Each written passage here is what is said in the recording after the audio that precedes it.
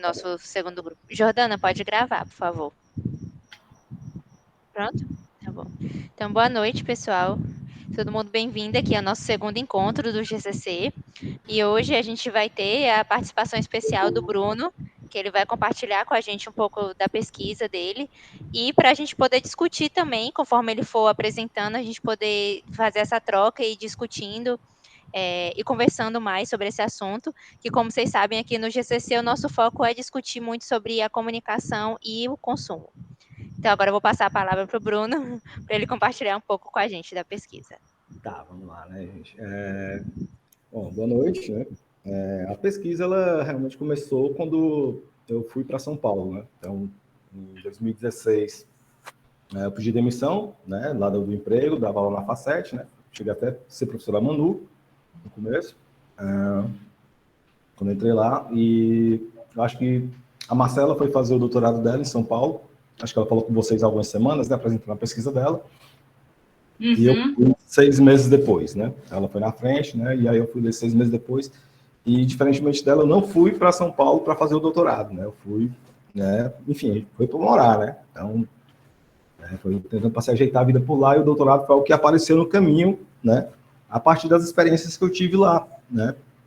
No ano de 2017, eu fui fazer o curso de criação publicitária da Escola Cuca, né? Que é a escola de criação, e que forma publicitários para grandes agências, é aquela escola de formação de portfólio, né? Então, assim, é uma escola para você fazer contato com publicitários, né? É meio que uma coisa de network, né? E aí pegam aqueles publicitários premiados do mercado, galera de grande agência lá de São Paulo, e eles vão falando do processo deles, né? Passando exercício, avaliando o trabalho.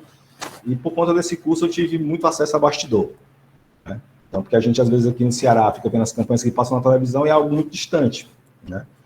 E lá, né, eu pude conhecer quem eram os publicitários, como é que eles faziam aquelas campanhas, alguns premiados em Cannes, né? Conheci algumas agências, e aí a gente também tinha algum sistema de visitação, né, de agência, a gente ia para lá, e aí conversava com o outro profissional, e a gente, eu tive muita informação de bastidor de como eram feitas as campanhas, e de como chegavam as críticas das agências, e de como aquilo não era tão levado a sério, assim, né? Então, assim, foi um negócio que foi impressionante para mim, né? E nesse mesmo período eu estava fazendo uma disciplina já na SPM como aluno especial, uma disciplina de... Agora me escapou o nome da Denise Cogo, de estudos culturais, né? E aí, assim, em vez de eu fazer um portfólio, né, no final do curso de criação publicitária, eu saí com um projeto de pesquisa, né, para o doutorado, porque juntou uma coisa com a outra, né? E aí eu observando, vendo mesmo a minha turma lá, né, de alunos, né, que eram mais de 20 alunos, assim, então tinha gente com mais de 10 anos de mercado, tinha gente que ainda estava na faculdade, né? Tinha eu que estava vindo mais da área acadêmica, né? E era um perfil bem variado, né? Mas assim, quase todos homens, né? Pouquíssimas mulheres e tal. E estava em 2017, ali no primeiro semestre, estava uma questão muito quente sobre essa questão da diversidade na publicidade, e isso estava meio que até já impactando as aulas, né? Na forma que os professores lá, né, os publicitários falavam, os próprios questionamentos da turma, né, em si. Então, assim, alguns já trabalhavam em agências de médio porte em São Paulo, né, e aí dava para conhecer a rotina, né, e eu aqui mesmo, aqui em Fortaleza, antes de eu começar a dar aula, né, eu trabalhei com a criação publicitária, fui diretor de arte, né, aí deixei de ser quando eu fui fazer o mestrado, e no mestrado, para começar a dar aula, passei pouco tempo, assim, né. Foi só um período de 1, 2 meses numa agência, e aí eu fui chamado para dar aula, eu preferi sair da agência, né, e me dedicar apenas às aulas, né. E já sabia um pouco do que tinha ali por trás, né, do nosso processo produtivo, né. Então, principalmente aqui, quando eu trabalhava com uma coisa que cliente que não quer gastar dinheiro, né, tipo assim, eles não querem fazer produção fotográfica, não querem fazer produção de vídeo, né, então manda muita gente para banco de imagem, às vezes não querem pagar banco de imagem. Então, o que a gente mais via era propaganda de universidade aqui em Fortaleza, com aquele estereótipo de pessoas suecas, né? Então, dinamarquesas, as pessoas escandinavas, porque era... E às vezes a gente brincava porque, às vezes era um banco de imagens free, né? E era a mesma pessoa que estava em quase todas, assim, alguns outdoors, alguns anúncios de revista, porque o pessoal não queria gastar, né? Então, você não pagava... você pagar a saída de um fotógrafo, pagar estúdio, pagar os direitos do modelo, né? Pagar, né, o modelo, as questões jurídicas e tal. É muita grana que a galera não quer gastar para fazer uma veiculação no jornal, né? Uma veiculação pontual na revista, né? Que seja, né? Então, assim, eu ainda sou um publicitário da época pré-digital, né? Então, assim, minha concentração de atuação foi no final dos anos de 2005 e 2010, e ali no máximo até 2012. Até na última agência que eu trabalhei, a gente estava começando a fazer algumas coisas por Facebook. E aqui no Brasil, recentemente, a gente estava usando o Facebook ali no começo de 2011, 2012, né? Então, ainda estava uma fase de migração do Orkut, né? Então, a gente não tinha nada consolidado dessa publicidade, dessa parte digital. Publicidade do que era digital entendido na época era quem fazia o website, né? Fazia banner, essas coisas, né? Entendia de HTML, né? Que são discussões já jurássicas, se a gente for pensar agora, né? 10 anos depois. Né? Bom, então, assim, o meu projeto ele nasceu mais com o olhar, né? De onde eu fui, para a parte de criação publicitária. Né? Meu interesse era nos profissionais da publicidade, né? De como essas questões de diversidade estavam ali impactando o processo criativo como um todo, né? Porque era notável, né, uma pressão que tinha ali, né, nessa época, em 2017, né, onde eu construí o projeto. Os anos anteriores, ali, 14, 15, né, até alguma coisa em 16, também, 2016, quase toda semana tinha uma campanha assustada, né, ou então, assustada não, né, autossustada, para assim dizer, né, algumas reclamações de rede social e as marcas tiravam, né, a campanha de veiculação rapidamente e emitiam um pedido de desculpa. Então, estava meio que o campo publicitário das organizações estava meio pisando em ovos, né, sem saber como veicular. Né. Acho que uma marcante, uma propaganda publicidade marcante, assim, foi a da Preta Gil, sobre um comprimido para dor, que falava que a dor, a questão, né, das cólicas menstruais, né, era um mimimi. Né. Então, ele foi muito forte, né, tipo, desmerecer a dor, né, da cólica menstrual, né, então era assim, você tomar um remédio para você ir trabalhar e você não reclamar, né, então, né, desmerecer essa condição da mulher, né, então, eu me ter tido, assim, uma coisa bem forte quanto a isso, e o pessoal achava que aquilo ali era mimimi, e os outros não, né, você está falando de algo muito sério, e está desmerecendo, né, uma questão biológica até, né? E vários outros, né, em 2013, 2014, a Riachuelo fez uma campanha que eram as luvas negras, né, que ofereciam sapato para uma mulher, né, colocavam colares. Essa campanha ficou pouco tempo no ar, porque foi acusada de racismo, né, que era a modelo branca e uma mão com as luvas negras, né, que se entendia que era uma pessoa negra que estava ali meio que servindo de mucama, vestindo aquela pessoa branca. Né. E o mais notável tinha acontecido em 2015, que é impressionante a quantidade de trabalho de publicidade que tem sobre, que é o caso da escola, né, que é muito emblemático, né? Porque a questão da figura feminina nas campanhas de cerveja eram debatidas muito fortemente desde a década de 90, e você tinha pouco avanço nessa discussão, e a repercussão do post antes do carnaval, né, daquela intervenção na parada de ônibus, uma foto que foi muito compartilhada, e aí houve o pedido de desculpas da escola, né, retiraram de circulação aquela campanha, né, trocaram os posters imediatamente com outras frases, né, e também teve uma série de iniciativas que a escola fez, né, para mudar a sua imagem, que até o que eu vou mostrar mais aqui, mais lá para frente, que foi o que eu acho assim, foi muito significativo do período entre 2016 e 2019. Né, foi até o fim da agência que atendia a marca, né, se não me engano é a FNASCA, né, que ela deixou de existir, a escola passou a ser atendida pela Gucci e essa linha de criação foi deixada de lado.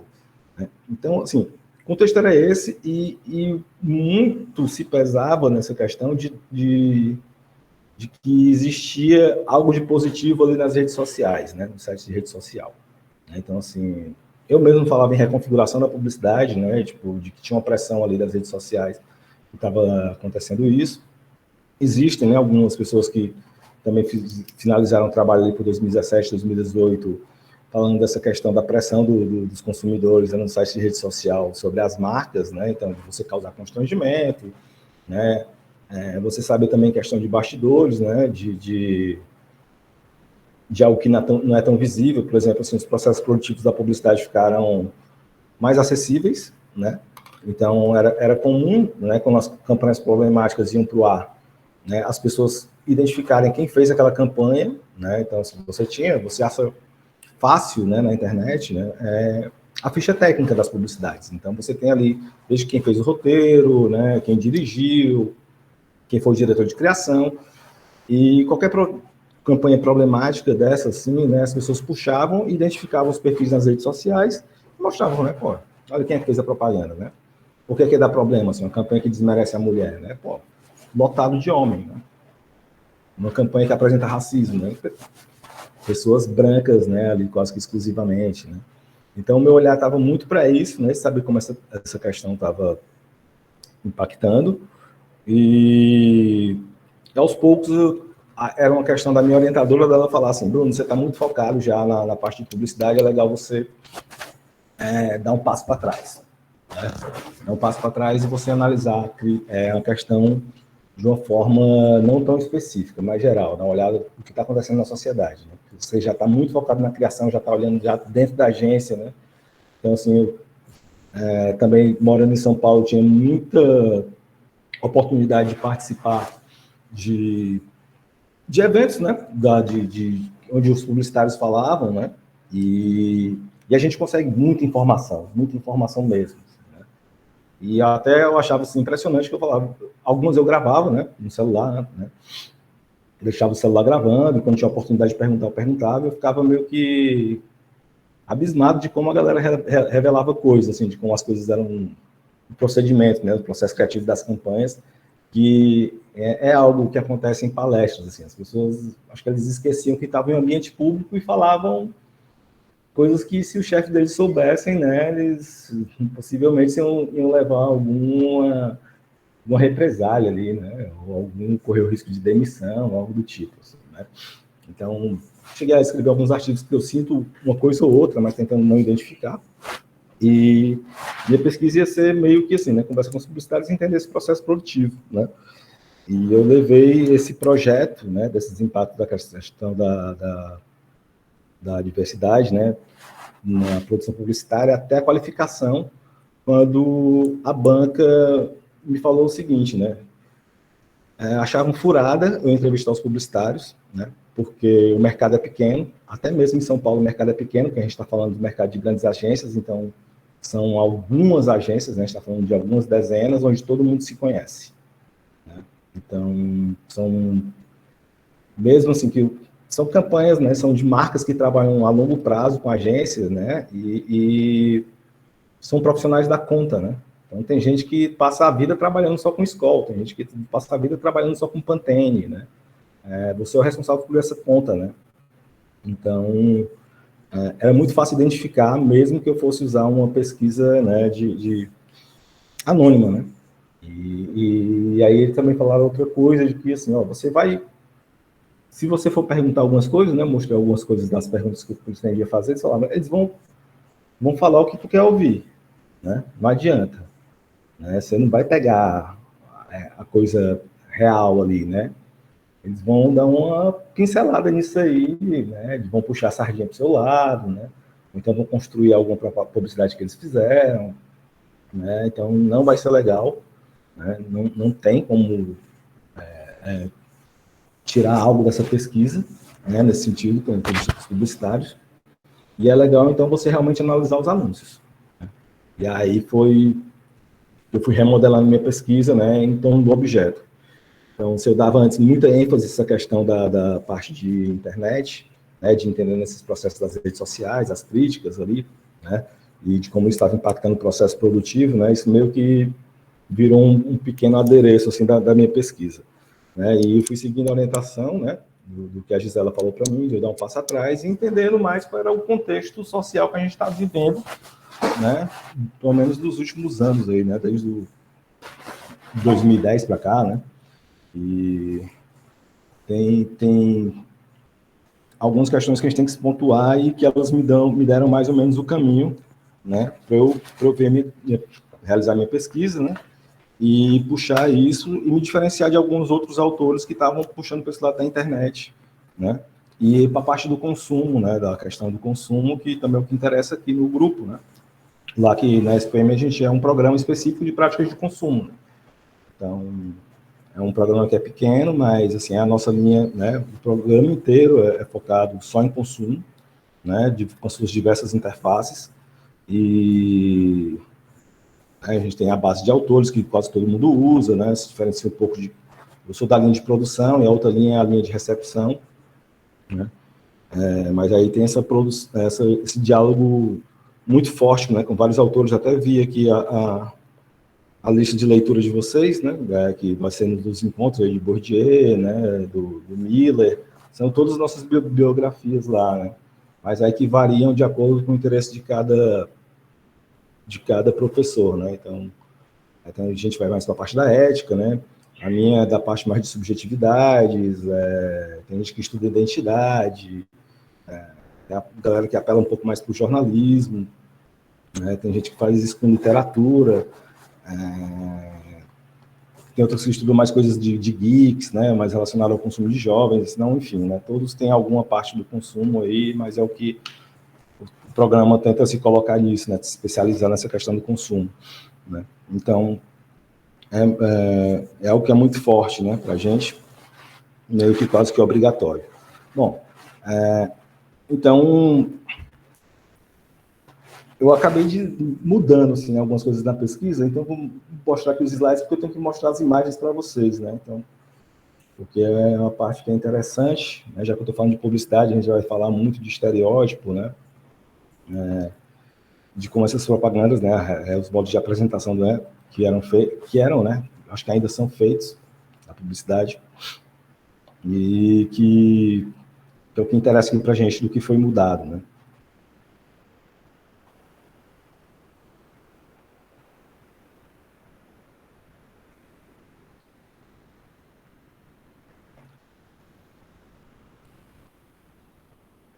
Então, imagino, está aparecendo já para vocês?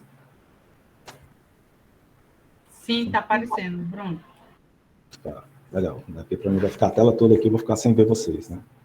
Bom, então, parte-se primeiro dessa minha hipótese, né, que é de que a publicidade está usando a diversidade e a inclusão como uma retórica, né, que é para conquistar, né, a adesão e a atenção dos consumidores, e como eu estou colocando, que é uma tentativa de legitimar o capital, né? E a gente está vendo que passa por um momento de crise na sua reputação, no seu estatuto, né? E aí, quando a gente vai falar dos modos de ser, né, a publicidade, né, não apenas a publicidade, né, mas outras mídias, por mais que sempre eu foque na publicidade, é uma discussão que é mais geral das mídias em si, né, você vai desde de algumas coisas, do jornalismo de revistas, né, histórias em quadrinhos, videogames, né, filmes, programas de televisão, que quase sempre, né, são pessoas heteronormativas, né, o padrão que é geralmente magro, são pessoas brancas, né, que são recorrentemente empregados, enfim, né, a publicidade não se diferenciava disso, e o que a gente viu nos últimos anos foram que algumas marcas tentavam sair, né, desse padrão, e eu coloco isso como a hipótese de que estava sim construindo uma nova retórica publicitária, né, entendido ali um modo de persuasão para que se aceite a continuidade do capital, né. Então, toda essa discussão, né, pelo menos assim, inicialmente, gerou um incômodo muito grande dos publicitários, principalmente o pessoal da velha guarda, né, que achava aquilo ali como uma questão de censura, né. Então, como o Oliveto fala, né, essas almas sensíveis, né, achando que o que a publicidade mostrava, aquilo ali era apenas fantasioso, né, que não agredia, de fato, né, uma pessoa, né, algo meio que assim, e é até estranho, porque assim, de 2014, ele falando assim, a turma é enorme, asfixia nossas liberdades, parece até o presidente falando, né, mas era um incômodo muito grande, e com aos poucos as pessoas foram entendendo, né, melhor o que se passava, né. Bom, e aí, olhando mesmo assim para a questão do processo de produção, né, o perfil da criação publicitária, né, são 60% homens, né, 74% são brancos, 77% são da classe AB, e ali um terço na classe de 40 anos. Que isso já dá mais ou menos uma ideia, né, de quem está conseguindo os melhores empregos aqui na sociedade brasileira, né? Quem é que tem acesso, né? Quem tem acesso ao nível educacional, quem está nesses cargos de chefia, quem ganha os melhores salários, né? Em qual classe social, de acordo com o consumo aí, eles pertencem, né? E que tem essa distância do padrão, né? O curso de publicidade em si, ele é um curso meio elitizado, né? É um curso que é muito caro, ele exige muito do aluno, né? Acho que o pessoal que está na UFC deve ter outro perfil, né? Diferentemente da época que eu cursei, né? Eu terminei em 2007, mas que quase todo mundo meio de classe média, né? Um curso que exigia você ter computador e internet em casa, né? Para produzir as coisas, que também às vezes exigia que você fizesse algum curso, alguma formação por fora, né? Que é meio que muita impressão, né? Eu lembro que cada final de semestre assim, era muita coisa impressa que a gente entregava, né? E eram caríssimos as coisas que a gente entregava, então assim, é um curso caro, né, para você cursar, né? Não à toa, acho que aqui na Unifor ele é mais de R$ 2.000 por mês, né? Aí o segundo é da Facet, né, que eu não me acostumei a falar Unicef, a Unicef já é 1.000 e alguma coisa, né? E os outros são abaixo de 1.000. Pô, é um curso que é um salário mínimo, né? E outros mais de um salário mínimo. Lá na SPM é quase R$ 5.000 por mês, né? E ainda não é o mais caro, né? Que é o mais caro da FAAP. Então, assim, é um curso muito caro e para você conseguir ser bem empregado, né? Você está nas grandes agências, é o que vai exigir muito mais ainda, né? Por exemplo, né? A gente está aqui no mercado que é quase que periférico nas condições atuais, né? A gente tem algumas marcas locais, mas aqui a gente não tem muita verba para trabalhar, né? Não dá para ser muito inventivo na criação publicitária aqui, né? Você tem várias limitações de verba, né? Lá em São Paulo, a galera passa 2 anos desenvolvendo tecnologia, né? Para fazer uma publicidade, né? Foi o caso da publicidade de protetor solar, né? Daquele bonequinho, né? Que você passava o protetor e ele fica vermelho no sol, né? E você passa o protetor, ele volta à cor normal, né? Do Nivea, né? Da Nivea. Nivea também inventou, né, a pulseira com GPS, né? Para localizar a criança na praia, que foi uma tecnologia que demorou 2 anos para ser desenvolvida, porque ela precisava ser impressa numa revista, né? Então, ela tinha que, esse GPS, né, tinha que ser impresso, então, para ser distribuído, você destacava aquilo, colocava a pulseirinha na criança e sincronizava com seu celular, né? Tudo isso para fazer uma publicidade de criança na praia. Então, a gente não tem essa verba. Um exemplo que eu dou é do colega com quem eu morava, que ele era freelancer e ele recebeu 2 milhões para fazer um filme na Samsung. Eu não sei qual é a agência no Ceará aqui que recebe 2 milhões assim, para fazer um filme, né? Um filme apenas. Né? Assim, às vezes é a verba de agência para o ano todo. Né? Então, assim, é um curso que é um mercado que é elitista, né? E para quem está fora exige mais, porque, por exemplo, né, quem está fora dessas grandes agências de São Paulo, onde concentra, né, a verba da publicidade, né, e aqui nacional, e a gente tem que entender que, em termos de publicidade aqui no Brasil, né, a gente está falando do mercado, a publicidade brasileira ela está ali concorrendo com a publicidade dos Estados Unidos, publicidade da França, né, da Alemanha, aqui, publicidade brasileira é uma das mais conceituadas do mundo, né, então é um mercado muito grande, e lá em São Paulo, né? Não à toa que a energia, e a gente tem algumas contas que são mundiais, né, a agência que atende em São Paulo essa conta dessa marca, né, ela produz para o mundo todo, né. Alguns têm uma questão mais regional, produz só para a América Latina, né, mas outros, né, você atende realmente para o mundo todo. Então, você tem algumas dezenas de agências, assim, né, são restritas, né, tem essa verba grande mesmo. Né. Então, uma questão primeira que foi levantada, né, sobre os problemas na criação publicitária, né, desses anúncios problemáticos, era esse perfil dos profissionais, né, de que não há diversidade nas agências, né, e isso se refletia no seu processo produtivo, né. Quando a gente vai falar de criação publicitária, que você pega...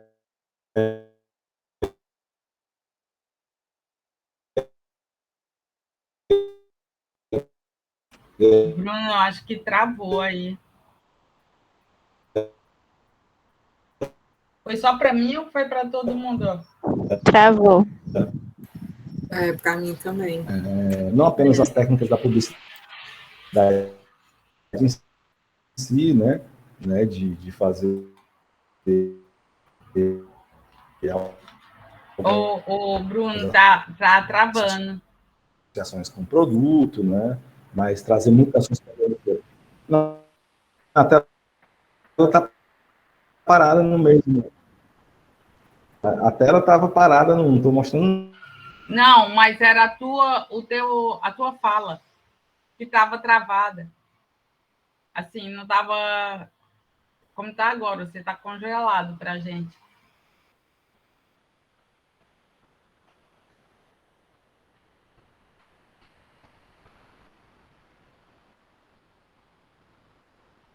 Ele deve entrar já.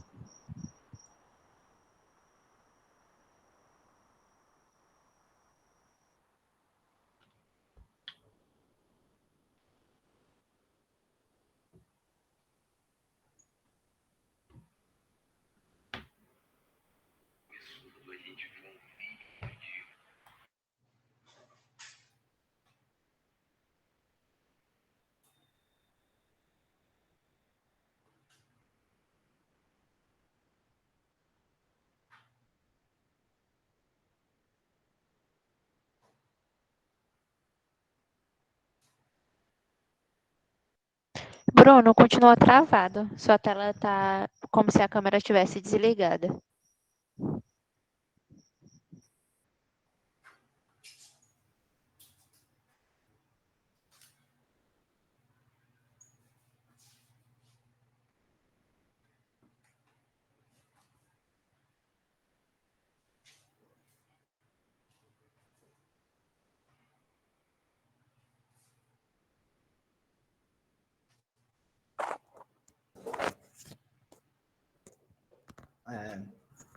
Eu coloquei aqui no cabo para ver se. Agora tá dando. Agora voltou. Fui buscar o cabo e conectar aqui o computador, né? Então, só Tá lembrar até onde vocês ouviram para eu retomar aqui a fala, né?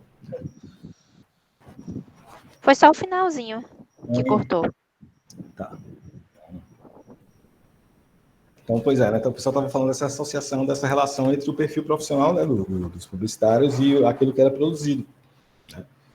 E que é algo que não é exclusivo da publicidade, né? Então, a gente for para ver algumas pesquisas recentes sobre a produção cultural brasileira, né, tirando a parte de música, né? Quem é o pessoal quadrinista, quem é que mexe com tecnologia de games, né? Quem está ali por trás das câmeras na produção televisiva, né, de cinema, é quase todo o público masculino, né? E quase todo branco, assim, são os roteiristas, diretores, né, figurinistas, diretores de arte, né, o pessoal que mexe com fotografia, né?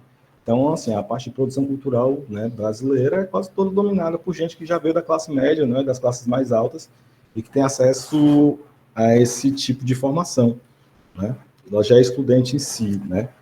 Pois bem, né, essa é uma parte da discussão, né, para a gente entender, né, o problema do que eu estou apresentando aqui, né? Então, ainda não, né? Só tem mais coisas aqui para falar. Sobre a questão das marcas, né? Também você foi informação de lá de Bruno, baixo. só te Oi? cortando rapidinho. Você não está apresentando mais. Ah, não estou apresentando mais? Não, não está aparecendo sua tela. Tá, deixa eu colocar aqui. Até porque Tá também bom. não.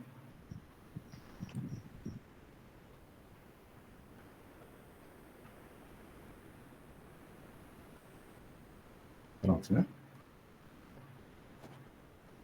Pronto, está aparecendo. Está aparecendo na tela para você estar, né?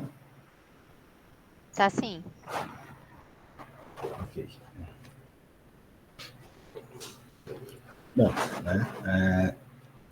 Uma outra questão que lá que eu soube, né, ainda quando eu estava participando de algumas conversas com publicitários, palestras e tal, é que tinha pressão dos anunciantes, né, de você contratar pessoas mais diversas, né. Então, já existia nesse período aqui, né, começou uma discussão mais forte sobre você ter mais diversidade na criação publicitária, então tinha várias iniciativas de você tanto colocar mulheres na criação publicitária, como também depois, assim, negros, né. E teve alguns publicitários que até ganharam uma certa visibilidade, que eles fizeram o Dia Publicidade People, né, que era baseado naquela série da Netflix, né, que é Dear White People, né, que eles faziam uma apresentação sobre os modos de apresentação dos negros na publicidade brasileira, e como o racismo estava sendo reproduzido ali, né, naquelas peças, campanhas, que eles relataram, né, alguns deles que tem um grupo, né, Publicitários Negros, eu acho que eles têm até um perfil no Instagram, né, eles fazem indicação de publicitários, né, para agências e tal, né, vagas de trabalho, né, e, e eles relataram o seguinte, né, que nesse período, né, as grandes marcas, né, estavam exigindo que eles tivessem a criação mais diversa e estavam obrigando eles a contratar as pessoas, né, meio que algo forçado, assim, né, você contrata, você tira a nossa conta. Estava a contragosto dos donos da agência, estavam contratando. E o que eles relatavam? Que eles estavam sendo colocados, né, as pessoas negras eram colocadas dentro da agência publicitária, mas em cargos que eles não apitavam nada. Eles eram, tipo, o assessor do assessor do assessor, que não podia fazer nada, assim, né? Tipo, tava ali apenas para constar como um número. Isso na época, né? Isso, quando ele relatou isso, acho que foi 2019, né? Foi 2018, né? Foi por ali. Mas era algo que chamou a atenção, né? Esse aspecto. De que tinha essa pressão e até para reforçar essa questão que eu estava colocando como retórica, né? Mas isso era questão pontual e era difícil, né? Também trazer isso como pesquisa, porque isso era informação de uma pessoa, tinha que saber de fato, né, de outras, assim. Então, assim, é uma formação que era um grupo de publicitário, mas, enfim, né, saber aquilo ali até que ponto em todas as outras agências também estava acontecendo isso, né, algo bem difícil, né. Então, deixa eu passar aqui o slide para a gente continuar aqui, né. Bom,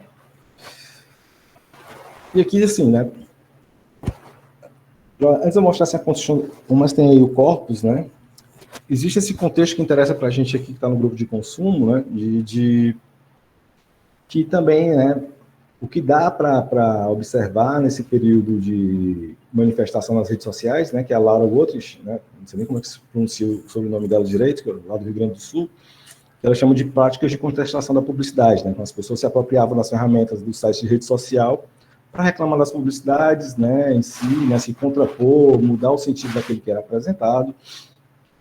E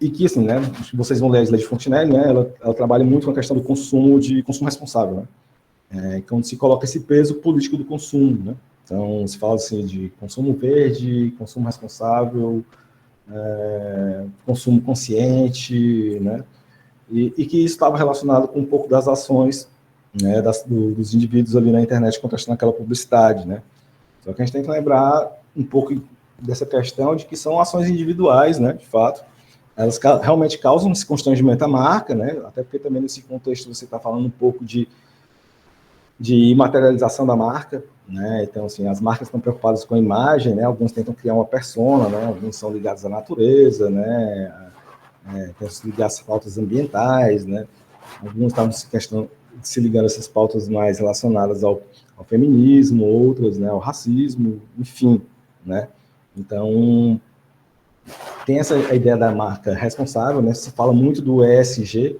hoje, né, do ambiente, né, environment, né, a parte social, né, e a governança, né, e aí se a gente falava só em responsabilidade social ali pela década de 90, anos 2000, hoje está muito forte esse conceito de ESG nas empresas, né, tem que pegar certificações, né, e ter políticas, né, que respeitam mais a condição ali, né, do ser humano, do ambiente, né, tanto nas suas práticas profissionais internas, como também para o mundo, né, então tem algo ali nesse sentido, né, quando a gente vai pensar na ESG, né, responsabilidade social, consumo responsável, de a gente pensar algo maior que está acontecendo aqui também, né, então,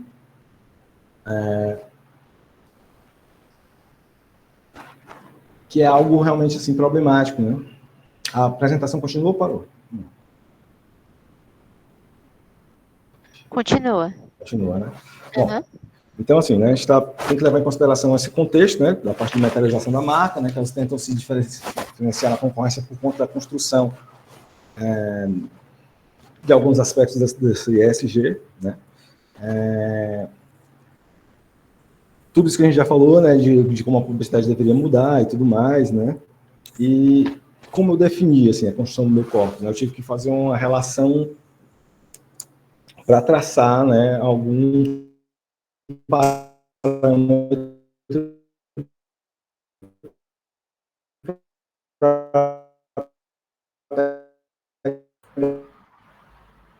Ó, Bruno, o som tá...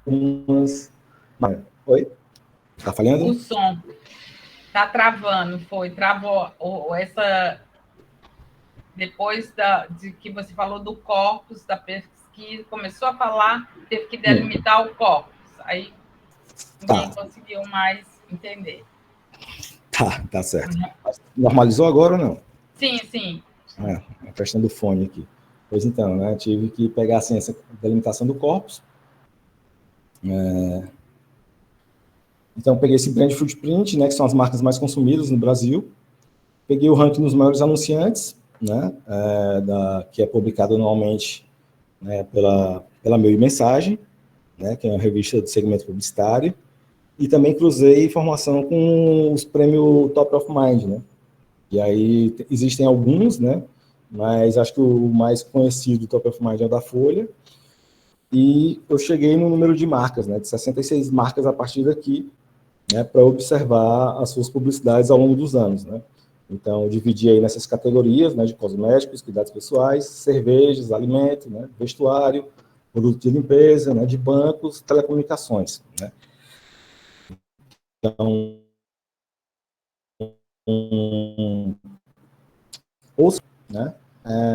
ou são das marcas mais lembradas, né? Então, Dove, Lux, Rexona, Johnson's, né? E assim, né? Lembrando que algumas dessas marcas elas fazem parte de alguns grandes conglomerados, né? Então, por mais que tenha muitas marcas, a gente for colocar aqui realmente quantas corporações são, esse número vai cair, sei lá, né? Para menos da metade das 66, né? E eu também senti uma necessidade de ampliar para além disso, né? Aqui me deu uma primeira pista, porque eu podia escolher isso aleatoriamente, né? De forma arbitrária, né? Mas eu queria ter alguma relevância para a escolha dessas marcas, para elas não ser tão aleatórias, né? E trazer, assim, mostrar algo que tivesse relevância do mercado publicitário nacional, né? Então, o mercado publicitário brasileiro. Então, foram 66 marcas, assim que eu não coloquei aqui. E eu consegui outras 33 a partir da análise do portfólio das grandes agências, né? Também. Então, eu fui analisando, peguei a lista das 50 maiores agências do Brasil, né? Também publicada, né, pelo ranking da Meio e Mensagem, e fui olhando o portfólio de cada uma, né? E vendo quais eram as publicidades que tinham lá, né? Para eu analisar meu interesse, né? Para ver, né? Verificar se tinha essa questão da a diversidade e a inclusão como uma retórica, né? E aí, para pegar esse material para análise. E aí eu peguei mais algumas outras marcas, foram mais 33, né? E assim, por que eu peguei no portfólio das agências, né? É onde elas tentam vender o seu peixe, né? Então, se aparece lá normalmente aparecem campanhas premiadas, ou então são de grandes anunciantes, né? Ou então são algumas campanhas que são relevantes para aquele momento onde a agência está tentando se mostrar para um potencial cliente, né? Então, acho que lá eu peguei ainda Puma, que não tem aqui, Nike, acho que Brahma está aqui, mas também tinha lá, enfim, né? Tinham outras, assim. Então, eu cheguei a 99 marcas no total, mas aqui é apenas um pequeno recorte das 66, né? E eu fui observar onde essas marcas, né? Essas publicidades. Nos sites de rede social, né? Inicialmente, eu tinha escolhido só o Facebook, né? Para olhar de 2010, né? Até 2020, mas aí eu deparei de que existiam postagens meio que aleatórias, elas não se concentravam, né? Num canto só. Existiam alguns que estavam no Facebook, mas tinha outros que estavam apenas no YouTube, e nos últimos anos para cá, a comunicação de algumas marcas ficou muito forte no Instagram. Então, assim, né, muita coisa que está no Instagram não está no Facebook, de outras, né? Então, varia, dependendo da marca, né? Tem coisas que tem nos três, tem coisas que tem só no Instagram, mas o período ali de 2010 e 2020, o Facebook ainda era muito forte aqui no Brasil, né? Que ele, por exemplo, era o site, né, mais acessado pelos brasileiros, né? E aí, observar o quê, né? Tinha uma observação ali geral, né, de que a gente pode entender como diversidade, né? Tipo, velhos, né, quando a gente está falando de idadismo, negros, gordos, né, mulheres, orientais, né, capacitismo, né, são pessoas com deficiência, LGBTQIA+, e aí eu fiz um recorte, né, desses aí, inicialmente eu recortei negros, mulheres, LGBTQIA+, e depois, né, para a pesquisa em si, eu defini apenas com negros e mulheres, né, e aí, né, escolhi observar pelo espaço de 10 anos, né, de 2010 a 2020, por quê? Porque eu queria ver como essa publicidade foi mudando ali nessa comunicação com o consumidor, né? Por que eu escolhi o status de rede social, né? É onde as marcas tentam construir a sua imagem, né, a sua fidelidade com o público hoje, né? A gente está vendo que os índices de audiência na televisão estão caindo, né? Revistas impressas, a tiragem é quase que irrisória atualmente, né? Nem toda cidade permite outdoor, né? Publicidade exterior. E aí, esses sites de rede social, eles meio que estão concentrando tudo, né? Então, se sair alguma propaganda para a TV, né, um filme de 30 segundos, ele está no YouTube, ou está realmente no Instagram ali, às vezes sai no Story, né? E às vezes assim, sai até mais coisa, né? Porque não se restringe a 30 segundos, você consegue ter o filme completo, né? Às vezes tem a campanha que ele passa na TV, são 30 segundos de um filme que dura às vezes 2 minutos, né? E está disponível lá no site de rede social, e não apenas o filme, mas a campanha toda, né? De como tenta aquela interação com os consumidores que se desdobram nas postagens ao longo do período que a campanha está no ar, né? Então, era um espaço interessante, né? E de escolher esse site de rede social e esse período para analisar esse período de transição, né? E até foi engraçado, porque pegando 2010, né, como era a fase ali dos primeiros anos que o Facebook estava se popularizando no Brasil, a publicidade ela estava tentando se achar ainda nessa rede social, né? Nesse período ainda não existia a profissão de analista de mídias sociais, né? Foi ficar mais plena, assim, ali por volta de 2014, 2015, né? E que hoje, né, as pessoas já dominam bem mais, né, com a questão das métricas, de como funciona o algoritmo, né, que antes não, né, você só postava. Então, no Facebook, por exemplo, no começo dos anos 2000, ali de 2010, tem muita publicação de festa, né, era cobertura de festa, né, então, acho que quem aqui viveu em Fortaleza ali no 2005, 2008, 2004, enfim, até um pouco antes também, né? Você ia para as festas, tinha alguém com máquina fotográfica batendo foto de todo mundo para depois publicar em algum site, né? E sair ali, né? As pessoas faziam coberturas das festas. Então, assim, no Facebook tinha muita cobertura de evento, né? Então, de micareta, fotos de camarote, então, assim, nossa, muita foto, assim. Um evento tem 200 fotos, eu cheguei até a achar uma amiga minha no doutorado, não lembro qual foi a marca, eu mandei para ela, assim, né? Ela, em 2011, ela foi constrangida de eu ter encontrado ela, né? Numa dessas minhas análises, assim. Foi uma análise que foi longa, né? Eu fiquei acho que foram mais de 3 meses, né, coletando esse material e analisando, né, cada marca, as postagens ao longo do tempo, né, nos 3 sites. Então, o Facebook concentra ali em 2010, né, antes de 2010 não existia o Instagram, e o YouTube, ele também, assim, por mais que ele existisse desde 2005, as marcas ainda não tinham se apropriado do espaço, né? Então, era algo que ficava mais restrito. Então, assim, né, muitas das publicidades mesmo se concentravam ali no Facebook, né, e 2017, 2018, até 2020 ali, né, aí que muitos foram para o Instagram, né. Então, passando aqui, que o que a gente encontra aqui em geral, né, é essa crítica, né, da publicidade em si, né. Então, são os modos de sessão excludentes, né, são estereotipados, né, são preconceituosos, né, e aí a gente vê isso também de como a gente vai confrontar, né, como a publicidade mostra alguns grupos sociais e como isso tem alguma relação com outra na mídia, né, com outras mídias, né. Então, de colocar o negro enquanto marginal, né, ele em posições sociais subrepresentadas, né, ou então posições sociais que não têm cargos de grande prestígio social, né, são empregos braçais, né, que são mais relacionados ao físico e não tanto ao intelecto, né, ligado aos esportes, enfim, né, também tem essa questão muito ligada ao sexo,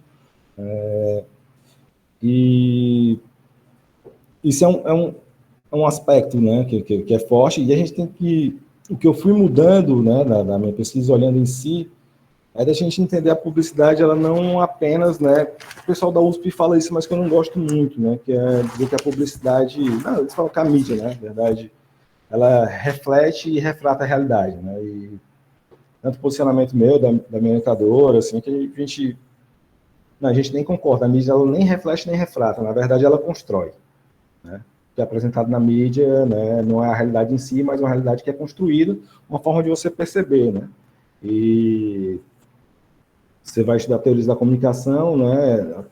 Assim, por mais que a teoria dos efeitos seja algo superado, alguns falam, né, alguns autores falam dos efeitos a longo prazo, né?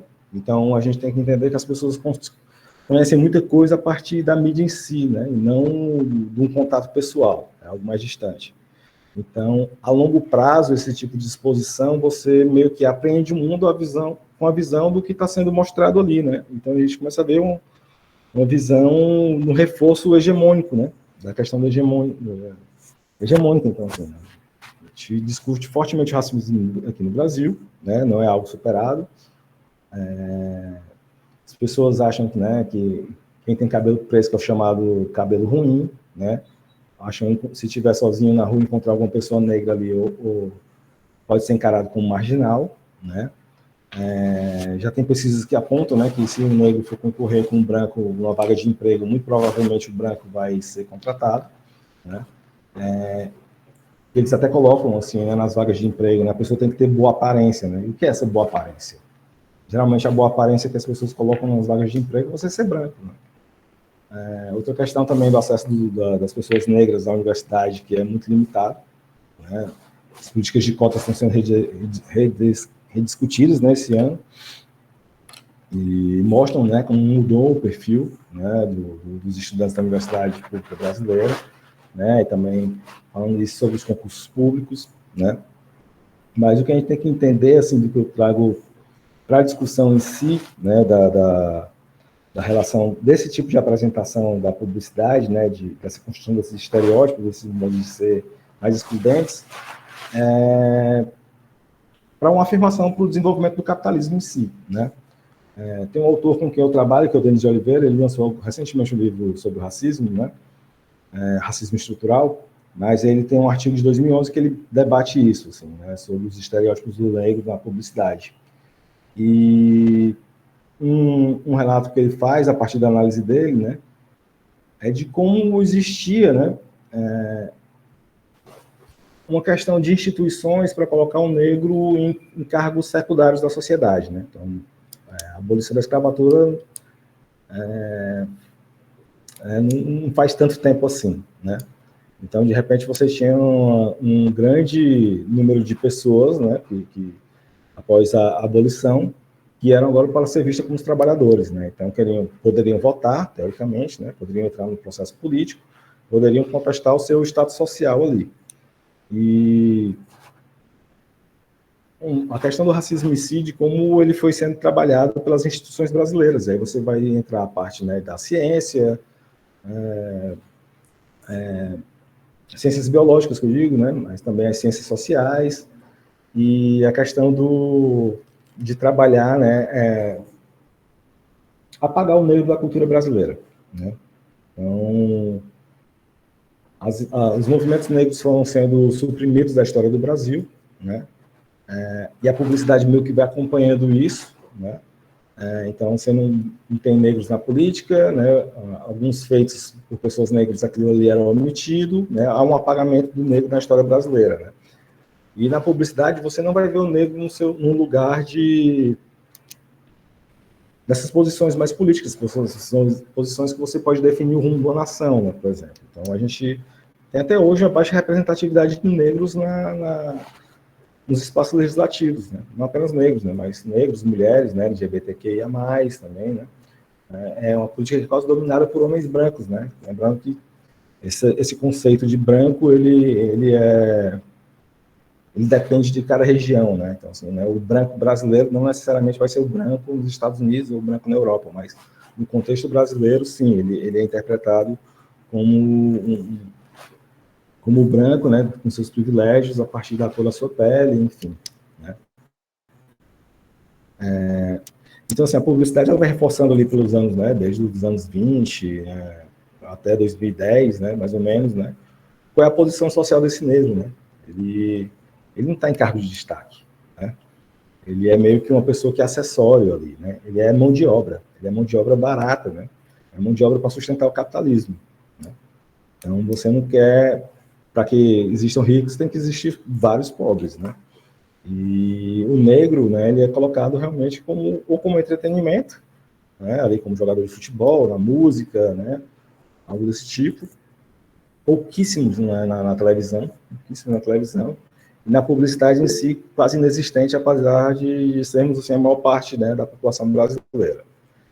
E quanto às mulheres, né, tem algo também que vai por aí para quanto pensamos na publicidade, enquanto movimentar o capital, enquanto colocar-se a serviço do capitalismo, que é o papel de reprodução, né, e maternidade. Tem a pesquisa de doutorado da Laura Correia, que é da UFMG, né, que é chamada, né, Pais Brincam, Mães Cuidam, né, que ela analisou só publicidades relacionadas a esse período de... a questão de maternidade ali, né, não lembro se foi só o Dia das Mães que ela analisou, né, mas de como a publicidade mostrava sempre essa questão mais maternal da mulher, né, ou como dona de casa, e o pai, quando aparece com a criança, né, ele não está naquela questão do cuidado em si, como a mãe coloca, né, mas apenas brincando com os filhos, assim, né, como um momento de entretenimento e de diversão.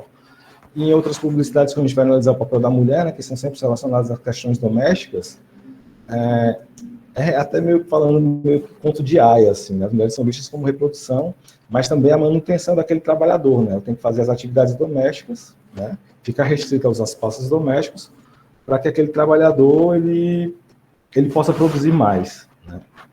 Então, a gente consegue entender, né, que a publicidade ela atua no capitalismo não apenas, né, para movimentar a questão do consumo em si, né, oferecendo produtos, né, oferecendo estilos de vida, né, para que você tenha esse consumo material ou de serviços, mas também essa parte mais ideológica em si de você colocar os indivíduos em alguns lugares da sociedade, né, meio que delimitar e demarcar, né? Então, quando você está trabalhando os estereótipos, a longo prazo você meio que cristaliza isso, né?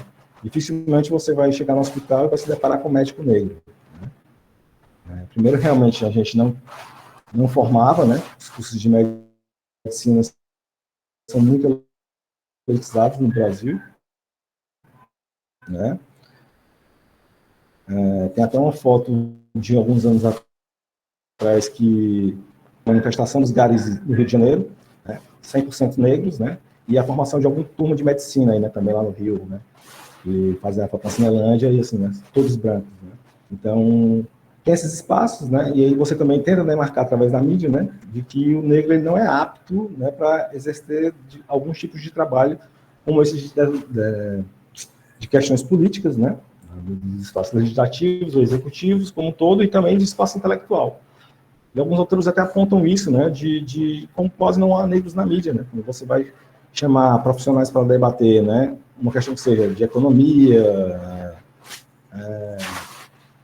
outras questões de ciências, né, de meio ambiente e tal, né, você vai chamando e geralmente são pessoas brancas, assim, né, não tem, né, os negros, às vezes, eles só apareciam na mídia para falar de racismo, né, que é uma coisa que estava sendo discutida muito forte, né? E até lembrando agora, né, me veio a cabeça que teve a novela, se não me engano, Segundo Sol, que é de 2018 ou 2019, não lembro exatamente, a novela que se passava na Bahia, e a novela não tinha negros, né? Então, assim, né, passa no estádio brasileiro com uma concentração de negros e não tinha atores negros, né? E foi muito forte, assim, essa reclamação, né? A gente começa a entender, né, de que realmente há uma construção ali, né, de colocar meio que os negros escanteados, né, as mulheres nessa função doméstica, e aqui, por mais que eu não tenha citado aqui os LGBTQIA+, é o pessoal que não existe, né, é invisibilidade mesmo, né, então é algo que você não apresenta na mídia, né, então as pessoas não tendem a não achar isso como normal, né, e alguns querem realmente o extermínio, porque essas pessoas não existem e você pode excluir ela da sociedade, né, então a mídia ela também acaba reproduzindo isso, né? Quando eu colocava, por exemplo, assim, não entrou na minha pesquisa, né, final, mas é do que eu observei, né? Observei, mas também pautado em outras pesquisas, né? O que eu pude observar, assim, né? É muito baseado em outras pessoas que já analisaram, né, essa parte, né, da publicidade, né, mais segmentada, assim, né? De que, sim, LGBTQIA+, quando aparecia na mídia, era mais no tom jocoso, né? Ou então em campanhas de HIV, né? Então, a mídia também ajudava, né, a construir essa percepção, né, sobre esses segmentos da sociedade, né? E, bom, então, essa parte que a gente já falou aí, né, da parte isso tem afetado, né, a credibilidade das agências, né? As marcas associadas aí, né, racismo, machismo, né? Isso vem muito porque a criação publicitária, ela vai se apropriar do que é dito como o senso comum, né? E o senso comum, geralmente, ele está envolvido com esses pensamentos mais hegemônicos, né? Então, se a gente está entendendo ali a publicidade, que ela tem esse caráter formador e educador, né? Tem esse aspecto pedagógico da mídia, como toda a publicidade faz parte disso, né? A gente vai naturalizando certos preconceitos, né? E aí encarar que aquela desigualdade social ali, ela é natural, porque parece que as coisas foram feitas assim, né? E você não pode contrariar, né? E não, né? Elas respondem a um interesse maior, né? Enfim, né? Bom, aqui apenas só para pontuar, né? O que eu tinha falado, né? Das iniciativas de algumas agências, né? Que tinham alguns que estavam fazendo aquilo forçadamente pelas marcas, mas teve, sim, no último tempo, um envolvimento maior, né? Para integrar tanto as mulheres como os negros, né? A publicidade.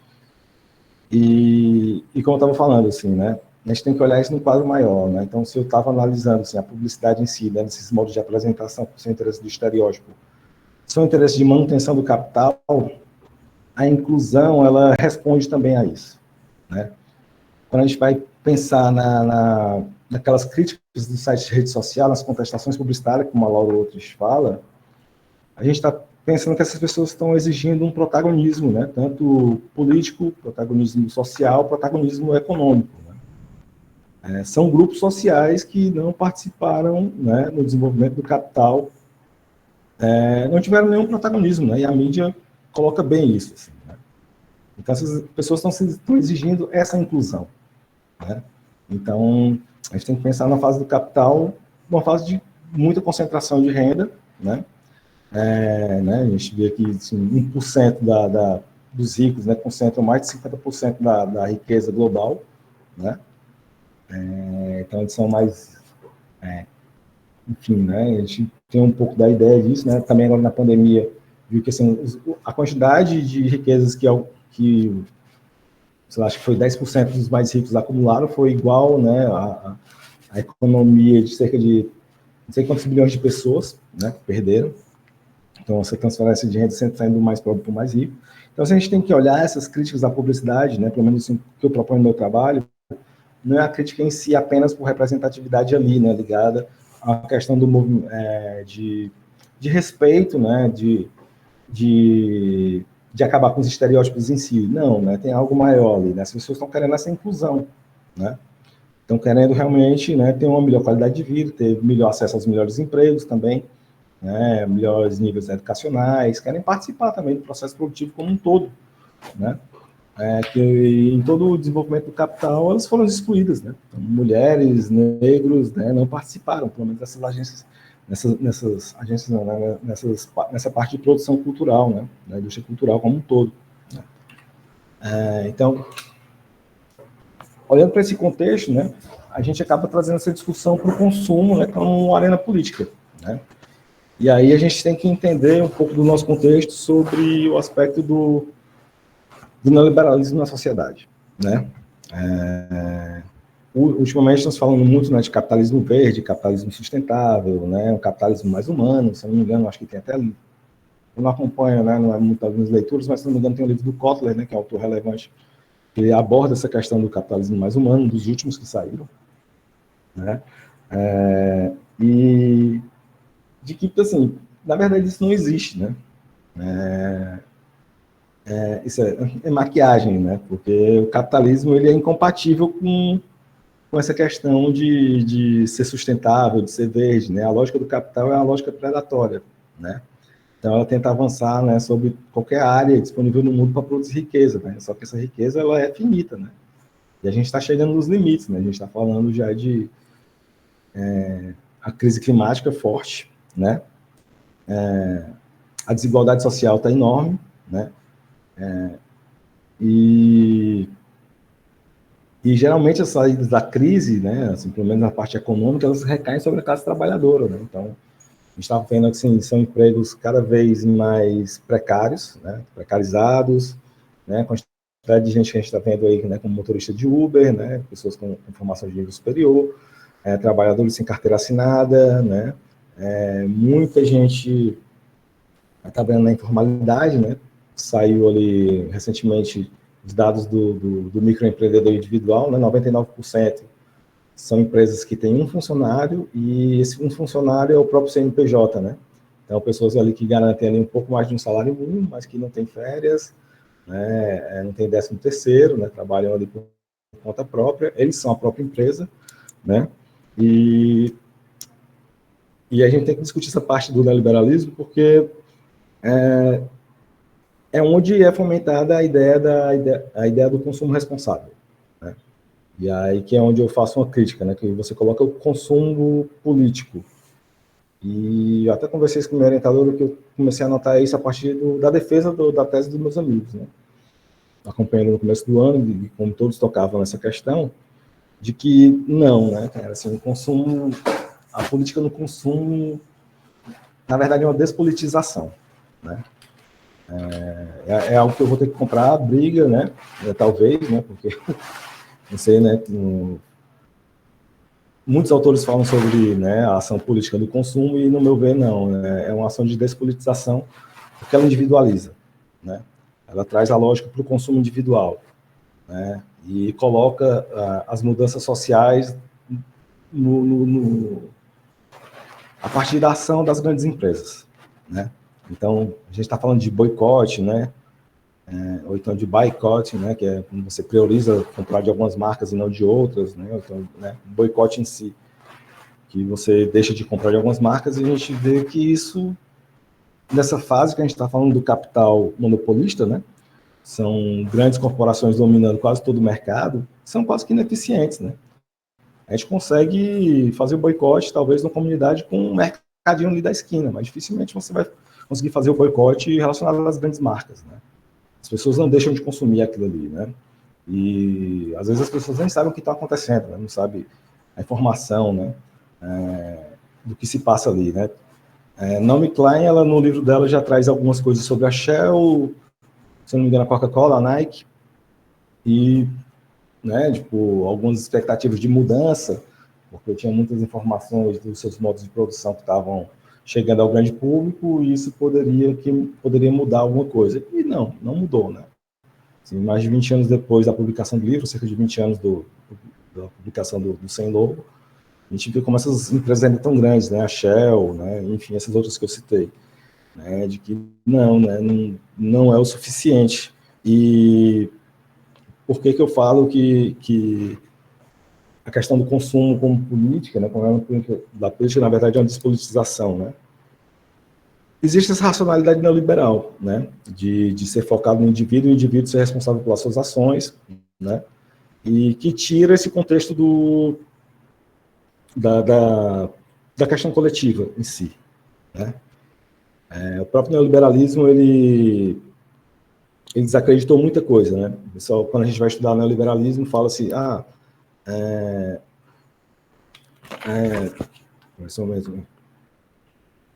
que a iniciativa privada é o exemplo, né?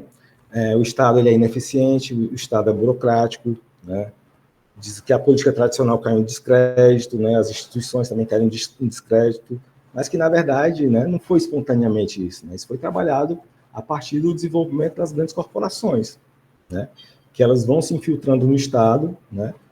Vão ganhando poder, né? Assim, a partir do seu poder econômico, elas têm uma influência política muito grande. Então, você começa a mudar a legislação dos países, né?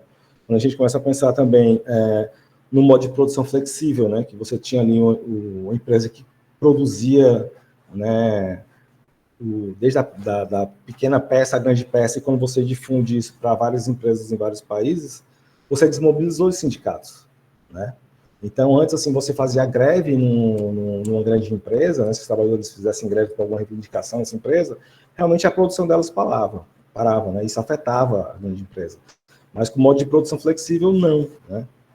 Essas peças são todas espalhadas, né? Então, se uma empresa aqui de determinada peça parou, a outra ainda não parou. Então, você consegue manter a produção e você consegue desmobilizar esses trabalhadores, né? Então, assim, né, quando a gente vai pensar nessa lógica neoliberal como um todo, né, que ela não é apenas uma lógica econômica, mas é uma lógica, né, que afeta a vida como um todo, né? Então, essa racionalidade, que a gente traz essas questões individuais, né? O indivíduo, ele é responsável pelas coisas que ele faz, né? Tem essa autorresponsabilização, né? Fortalecer esse discurso da meritocracia, né? E a gente vai vendo que quando chega no consumo, que depende das minhas escolhas, né? Eu escolho o que consumir, isso é meio que despolitizante, né? Porque eu não estou indo para o espaço coletivo em si para a gente pautar, né? Essas questões, né? A gente não, quem pode fazer frente às grandes empresas em si, né? Regulamentá-las de alguma forma é o Estado, né? E aí o que a gente tem são essas grandes corporações diretas fazendo lobby nas casas legislativas, né? Tentando passar, né, leis e mais leis de desregulamentação, né? Das que existem, né? Então, legislação trabalhista, a gente já viu, né, o que aconteceu no governo Temer para cá, né, que prometia vários empregos, não tem esses empregos, né? Foi apenas para meio que legalizar algumas coisas que já eram feitas de forma errada, né? Sobre os direitos dos trabalhadores, né? Temos ali, né, essas crises, né, que aí que eu pautei aqui da crise de 2008, né, que são as crises do subprime nos Estados Unidos, né, que aí se estendeu pelo mundo e chegou aqui no governo Dilma, né, ela foi escalonando, né, primeiro lá nos Estados Unidos em 2008, e alguns países da Europa, né, quebra a Espanha, quebra a Grécia, né, 2010, 2012, e aquelas políticas são sempre colocadas para sair da crise, são as políticas de austeridade, né, acaba-se com o estado de bem-estar social, né, isso afeta o poder de compra das pessoas, aí tem essa contradição do capitalismo, né, depende do poder de compra das pessoas do consumo, mas as medidas neoliberais para reforçar, né, a atuação das grandes empresas, né, e salvar a economia de alguns países que se colocam sempre nas mãos das corporações, é você diminuir o poder de compra das pessoas, né, fim da estabilidade dos trabalhos, fim dos direitos trabalhistas, né, então tem as desregulamentações financeiras, desregulamentações ambientais, né, a gente está vendo aqui no Brasil os avanços do agronegócio, né, sobre a Amazônia, né, ali o Pantanal, isso também decorre nessas crises de crise climática, né, crescimento dessas desigualdades sociais, enfim, né, a gente tem uma privatização do espaço público, né, e se coloca-se a iniciativa privada como um grande exemplo, né, das coisas que funcionam bem na sociedade, né, e você vai desmerecendo a luta coletiva, né, e também vai desmerecendo a atuação do Estado, né, que é quem pode regulamentar essas grandes empresas, né. Então, quando a gente vai falar de o consumo como arena política, é você jogar o jogo das grandes corporações, né. Eu compro aqui porque ela tem um posicionamento assim, né, a respeito do meio ambiente, né, e não aquela outra, mas, enfim, ninguém tem esses dados em si, né, e essas empresas são tão grandes que elas são tão donas ela pode ter uma marca que, ok, essa marca ela respeita o meio ambiente, mas ela pode ter 10 outras marcas que prejudicam o meio ambiente, né. Pode ter uma marca em si, né, que usa uma produção de comércio justo com alguns agricultores, mas ela vai ter mais 15 outras marcas que não tem isso, né. Então, né, que são grandes conglomerados que têm diversas marcas, né, enfim, né, então, falar sobre o consumo como questão política, não, para mim, na verdade, parece um espaço de despolitização.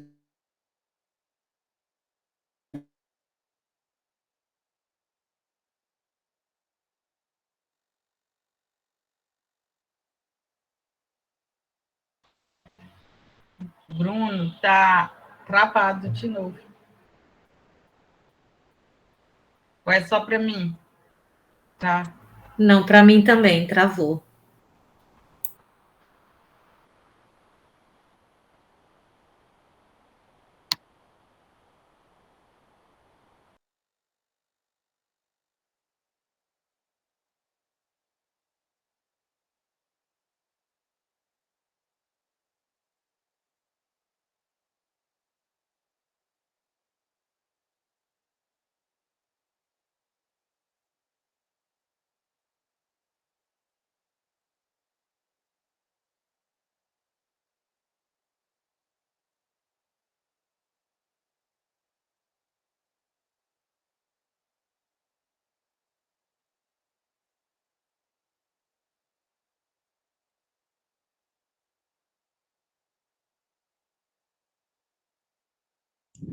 Bruno, você tá sem som, tá travado o seu áudio.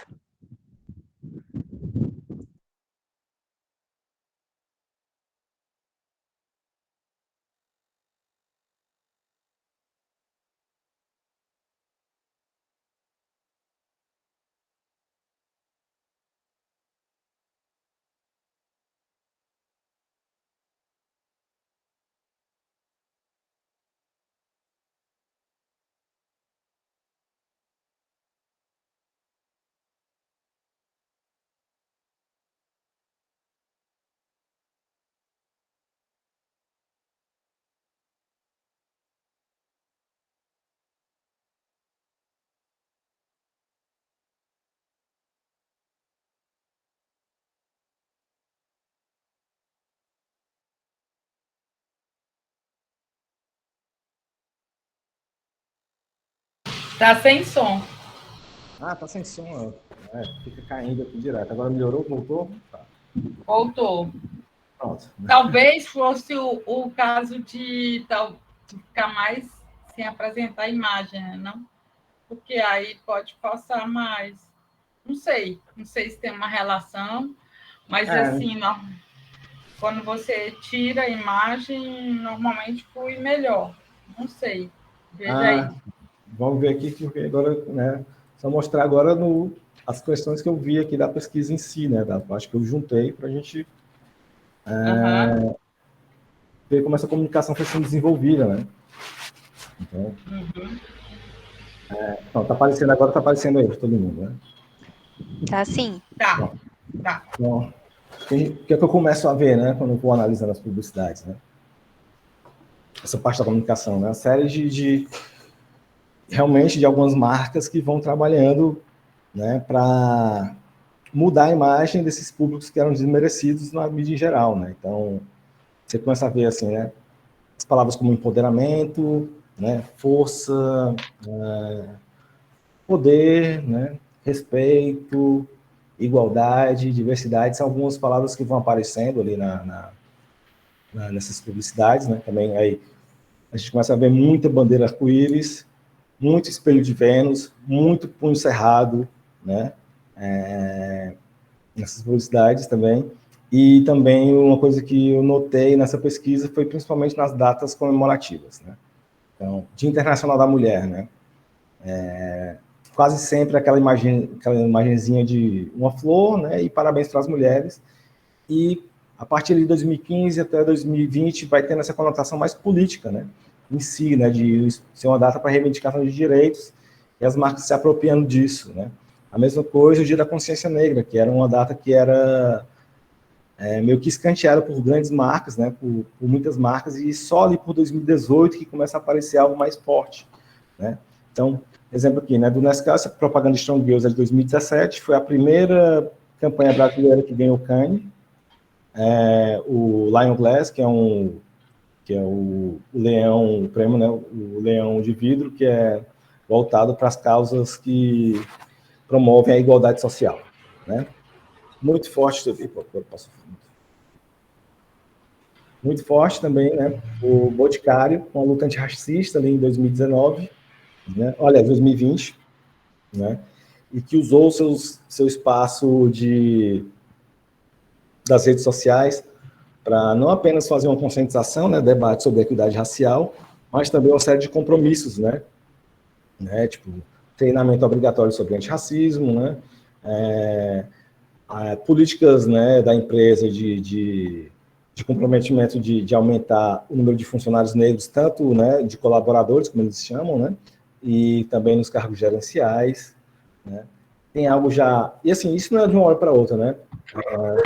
A questão do protagonismo feminino, né, e aí, assim, por mais que eu tenha mapeado ali, eu achei mais ou menos uma data de quando isso aparece de forma mais consistente, mas um grande exemplo é o da Dove, que já há vários anos trabalha essa questão, né, da autoestima feminina, né, e que foi sendo trabalhado por outras marcas, né.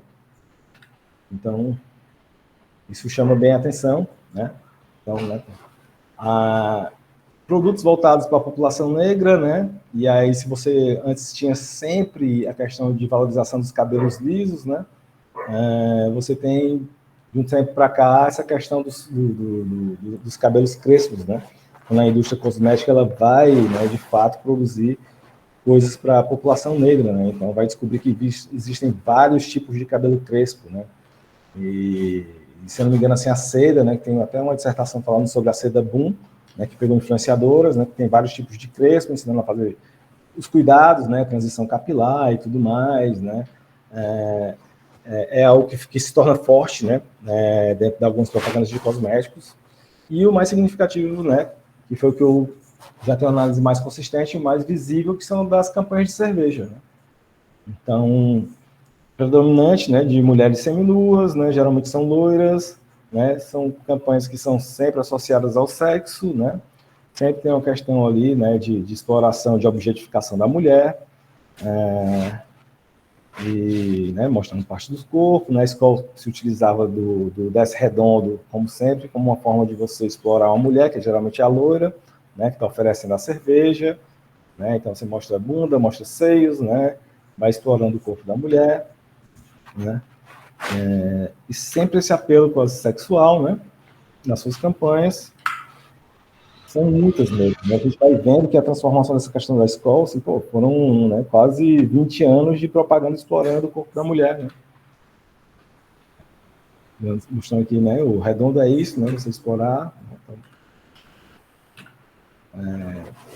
Me lembrou também agora da campanha da Skin, né, que é ali de 2012, 2013, sobre a questão do homem invisível, né? E aí que os caras falam assim que um deles fica invisível, a primeira coisa que ele faz é entrar no banheiro feminino, né?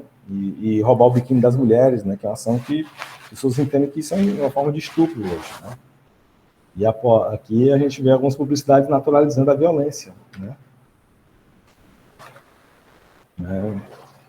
Bom, aí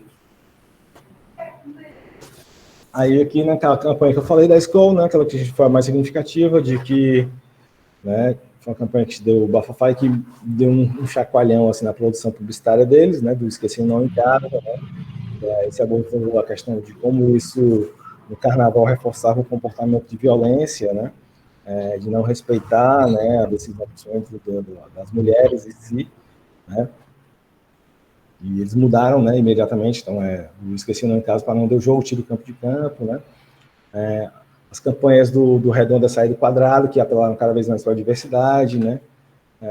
E aí você não vê só negros, gordos, né? São pessoas velhas, ações do carnaval, né? Sobre o respeito, né? Mulheres, campanha da Schools, né? Que chamou a atenção sobre a questão do tom de pele, né? Então, tem várias latinhas, né? Demonstrando a diversidade da população. Outras, né, ações voltadas para o público LGBT, né? Por exemplo, na parada, que acontece em São Paulo, né? E um dos mais significativos do Dia Internacional da Mulher, né, na campanha do Repostas de 2017, né, quando chamaram vários artistas ligados aos movimentos feministas para, né, recriarem as peças, né, dos pontos de venda, né, que foi o que chamou a atenção. No ano seguinte, né, eles fizeram a campanha do Escuta as Minas, né, colocando as mulheres como consumidores de cerveja, e tinha aquilo que você podia acessar o site, né, e sugerir ideias do comercial, né, de como deveria ser o comercial da escola, né. Aí, no outro ano, 2019, não está aqui, mas foi uma campanha voltada contra os algoritmos, né, mudar os algoritmos do grupo, quando você pesquisava sobre mulher brasileira, que antes aparecia, né, sempre algum apelo sexual, e tentavam convocar as pessoas para mudar o entendimento do algoritmo do Google, para quando você pesquisar sobre mulher brasileira, colocassem mulheres de grandes feitos, assim, né, da ciência, né, como do esporte, e tirasse essa imagem sexualizada da mulher brasileira quando se pesquisava no Google, né. Outro exemplo que eu trago aqui, né, é o da Axe, né, as redes sociais delas, assim, muito fortes, essa apelação do corpo feminino, né, então, imagens da objetificação das mulheres, né, e muitas mensagens assim, de sempre colocar o homem, né, na posição de um garanhão, de que conseguia ali um sexo fácil, de alguma forma, e peças que exploravam o corpo da mulher, e a gente começa a ver ali já para depois de 2015, né, outro tipo de campanha, né, então você começa a mostrar LGBT, QIA+, né, homens trans, né? O Find Your Magic, ele tem apela para a diversidade, né? Não apenas de gênero, né? O sexo, mas também questão do corpo, né? É a pessoa que é nariguda, a pessoa que é gorda, a pessoa que é muito magra, a pessoa que tem sardas, né? Uma coisa também que me chamou a atenção, assim, Lineker, né? Que é a cantora e atriz, né? Uma mulher trans, tem muita marca ali, de 2016, 2017, assim, ela tem, tipo, nossa, agora que me veio aqui na cabeça, marcas de cosméticos, assim, é assustador a presença dela de quantas peças ela está, assim, né? Outra que chamou a atenção foi do Lux, né? Então, aqui no lado esquerdo, assim, aquela comunicação nas redes sociais tradicionais, né, de beleza, e a página do Lux, aqui no caso do Instagram, ela é internacional, né?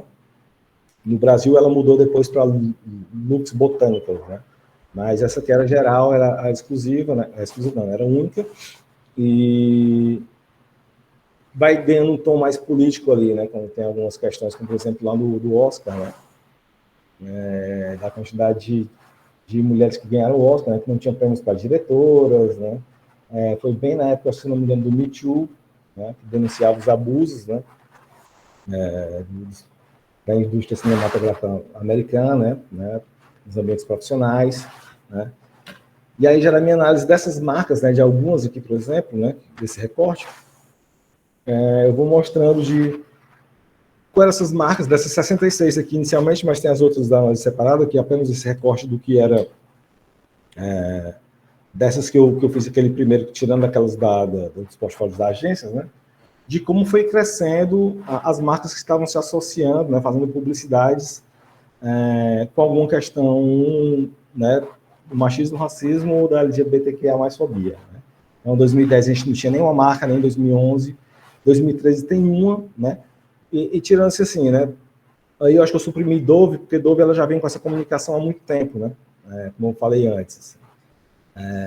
Aí 2014 já são 4 marcas, 2015 7, quando você vai chegar em 2020, né? De 66, né? Marcas do universo, 66 marcas analisadas, 46 já estavam utilizando esse tipo de retórica, né? De promoção da inclusão e da diversidade, né? Então, foram apenas 5, né, que eu vi que não anunciaram, né, nenhuma disso, que é a TCM, Old Spice, Sandal, a Aesop, né, que é do grupo Natura, né, e o Banco Safra. Né?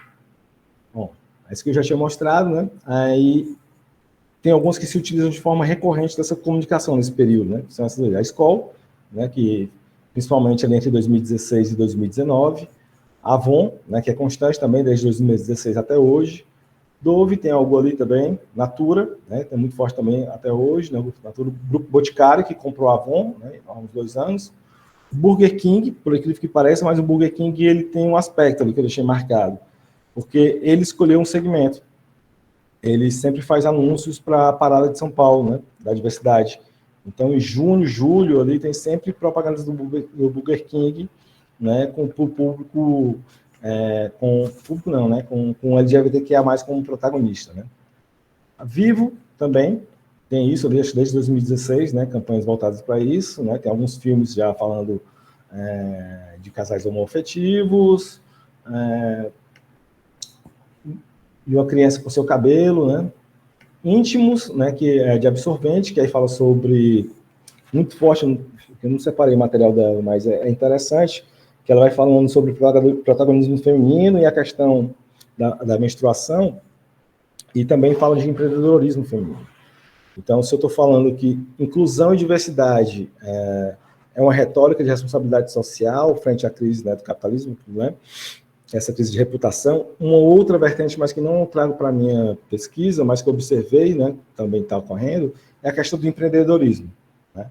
É uma maneira também de você legitimar o capital, né, de tentar contornar essa crise, né? Então, já, enfim, não é uma área que eu trago na minha pesquisa, mas que foi observado, mas que é muito forte, né? A gente vai vendo essas campanhas de empreendedorismo de banco, é muito forte, né? Tem a Globo com o Vai, o Itaú, banco, né?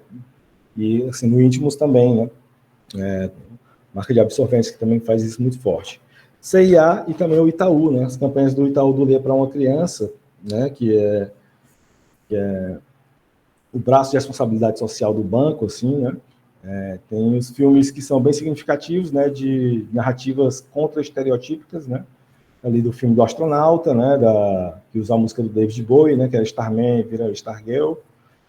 Tem a Menina e o Robô, né? Também, que é outro. Tem outras campanhas mais recentes, enfim. Né? São essas que são mais fortes, né? E tem algumas marcas que fazem alguma abordagem pontual, né? O que me chamou a atenção foi a da Rexona, que é uma campanha sobre a força feminina e que fala que o desodorante ele tem que ser forte e aguentar e durar, né, ao longo do dia, como as mulheres aguentam, assim, a força das mulheres. Então, tem que ser forte como as mulheres nesse sentido. E a campanha é só isso, mostrando várias mulheres bem sérias, olhando para a câmera e meio que vai desvirtuando um pouco do que é a discussão dentro do movimento feminista, dessa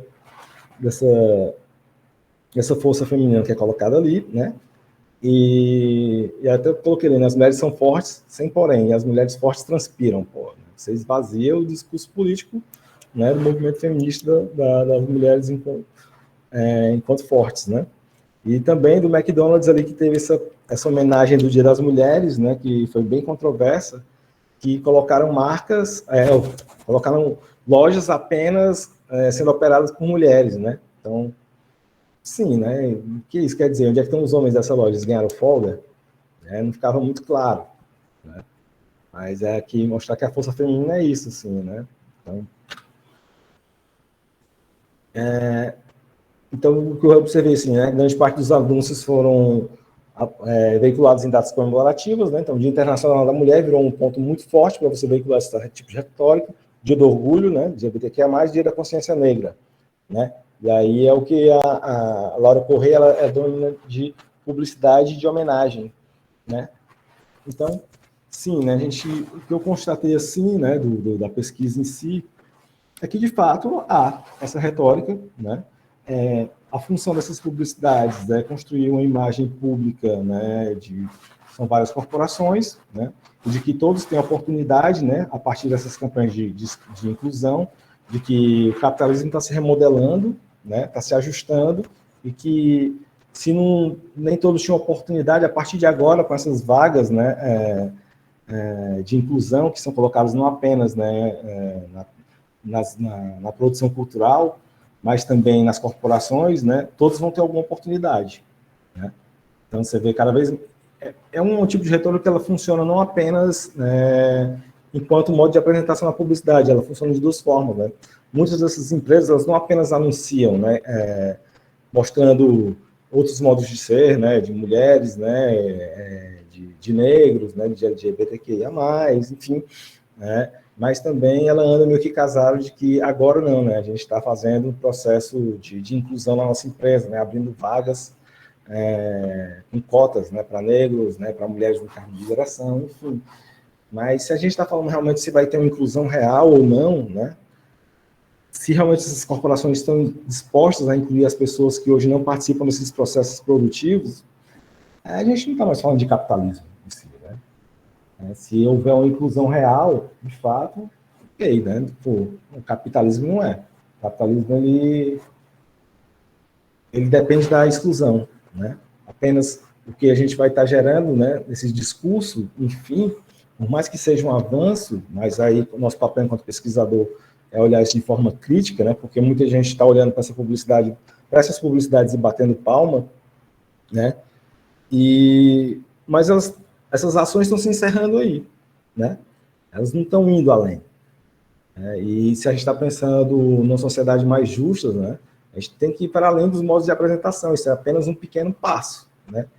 Mas acho que as marcas, né, e a publicidade em si, ela não está interessada em ir além disso, né? E aí dá-se a ideia, né, de construir uma imagem na opinião pública de que, sim, o capitalismo ele é justo e dá oportunidades para todos, né? E aí a gente vai reforçar o discurso meritocrático, né? Onde que todas as oportunidades vai depender apenas do seu esforço para poder ter acesso a uns melhores empregos e maiores ganhos financeiros, enfim, melhor qualidade de vida, né? quando a gente sabe que não é bem assim, né? Pois bem, gente, é isso aqui, né? Obrigado, né? Espero que não tiver ficado claro aí, né? Se tiver alguma contribuição, né? Vocês acharam que, não, você está exagerando em tal aspecto.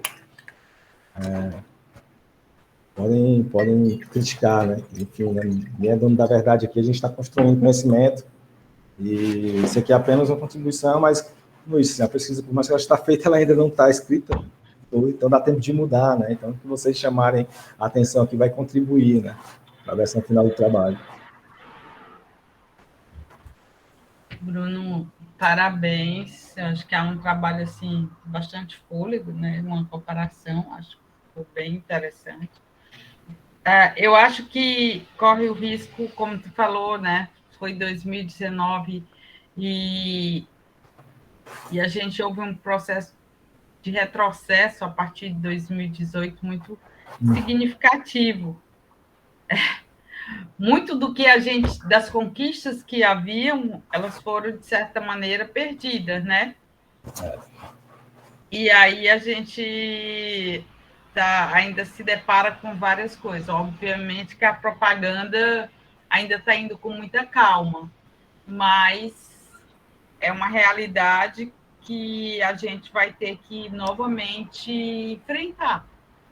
Sim. Eu espero que no próximo ano essa mudança a gente volte 4 anos atrás. Né? É incrível como o retrocesso foi tão grande, mas eu acho que cabe repensar também, né? Eu não sei quando é que você está pretendendo a defesa, mas eu acho que em algum momento isso vai ter que ser posto. Sim. Dentro do seu trabalho, né? Porque foi muito. E nos últimos meses estão ocorrendo muitas aberrações, muitas coisas que era inconcebível.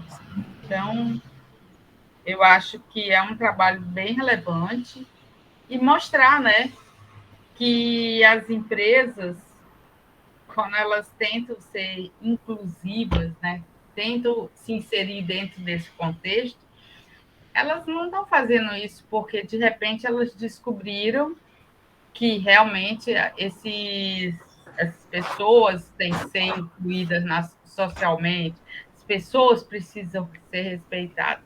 Nunca essa resposta vem deles de maneira voluntária, né? Uhum. Há uma pressão do capital mesmo.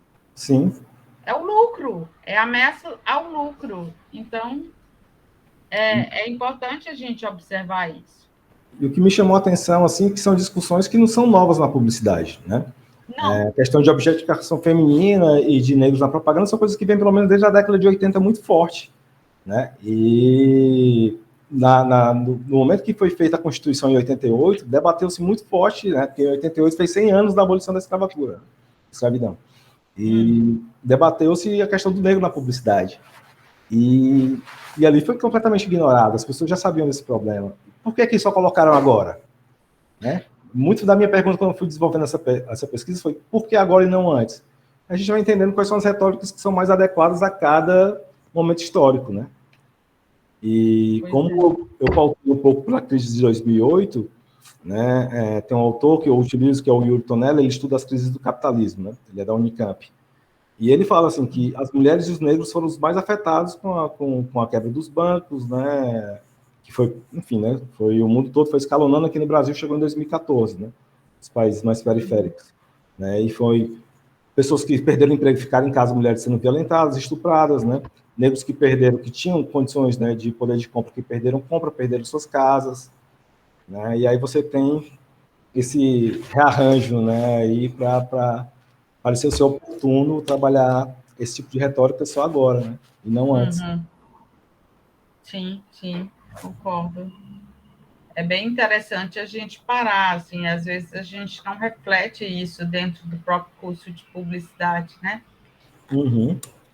A gente vê na perspectiva ética, na perspectiva, sei lá, da estética, mas a gente não vê na perspectiva econômica, política, econômica e social, sabe? Quase. Eu estava vendo essa semana, não sei qual foi acho que é um filme, não sei de onde, se é da Disney, eu nem olhei, confesso a vocês, sobre a sereia negra e o impacto. Eu acho aquilo chocante, né? Das meninas negras se sentirem representadas, ter a representatividade.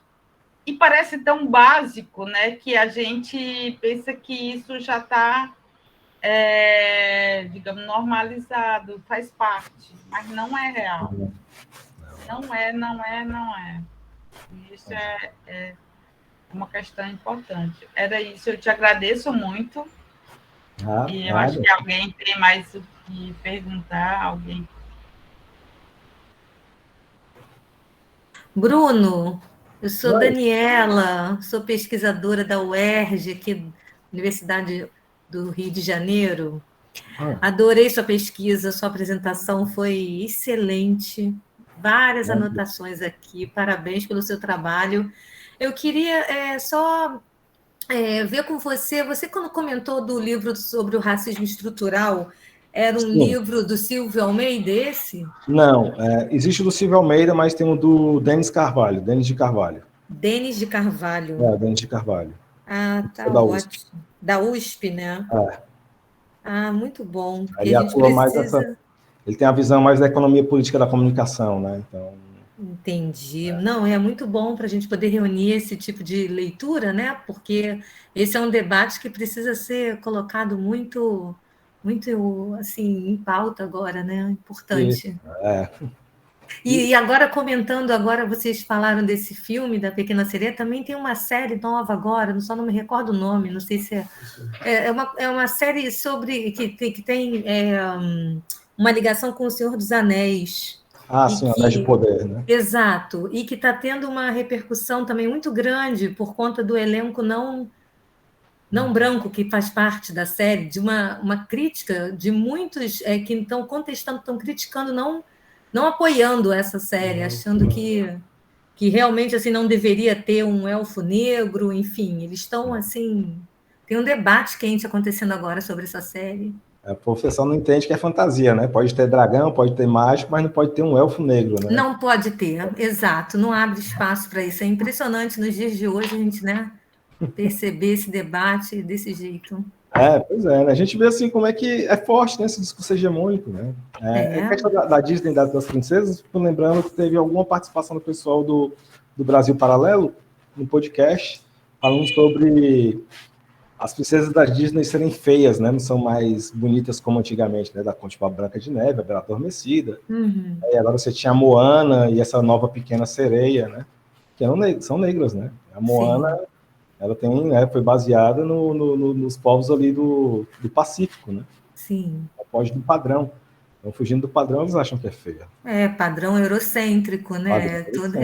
Esse padrão do homem branco, né? Que precisa realmente dessa contestação, né? E que mesmo assim tem essa crítica toda que você traz, que mesmo nessa tentativa, ainda assim, a gente precisa estar atento para perceber essas sutilezas que não necessariamente é uma colocação genuína, mas sim mais uma vertente do capitalismo, né? Isso. Acho que a gente, enquanto pesquisador, tem que ficar atento a isso, né? Muito atento. Geral, né?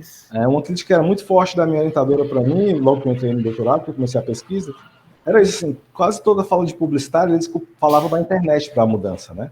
Estamos mudando porque a internet está pressionando, né? E ela me falava, olha, isso é a visão deles, né, de publicitário. Eu falei, não, mas eu, enquanto pesquisador, estou ouvindo eles. Ele disse, não, mas você não pode só ouvir eles, né? Você tem que observar a sociedade. Né? Esse é o discurso deles, enfim, do que impacta eles, mas não é isso que está acontecendo, né? Você tem que observar o que está acontecendo para além disso, né? Pois é, porque são nichos, né? São nichos de mercado também, né? Interessante, né? Então a gente tem essa responsabilidade enquanto pesquisador de não cair no senso comum e nem sempre bater palma para tudo, entendeu? Nem sempre isso aí. Nem sempre bater palma para tudo, não cair nessa ingenuidade que cega, né?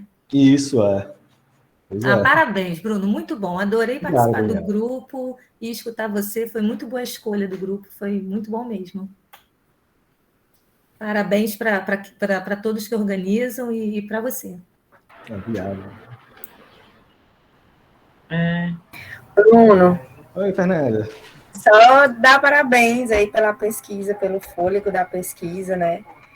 Realmente, assim, muita coisa, muita informação para a gente. E um prazer te encontrar aqui, viu? Pô, faz tempo que a gente não se vê, né? Desde Pois Mossoró. não é, muito tempo. Pois é. Teria mais alguém que gostaria de...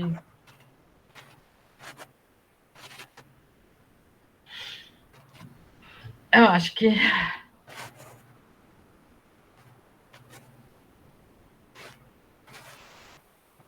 Se tiver encabulado, passa para a Silvia aí, que depois ela me manda o WhatsApp aí. Pois é, qualquer coisa vocês me mandam. Mas eu acho que não, acho que você foi bem claro, foi muito didático, e eu acho que aí muita gente está meio que processando, né, as informações. Porque é bem interessante, tem muita gente que dá publicidade, mas também tem de outras áreas. Sim. Tem da moda, do jornalismo, eu acho. Então, assim, está bem diversificado, não tem só da... Por mais que eu foque na publicidade, ela toca, né? Assim, esse recorte ele pode ser feito, né? Nessas outras áreas. Você falou da moda, né? Lá no programa teve uma tese muito forte que era a mudança de gorda a plus size. Ela chegou a ser professora da moda da UFC aqui, se eu não me engano, a pessoa, e hoje ela é do Piauí, né?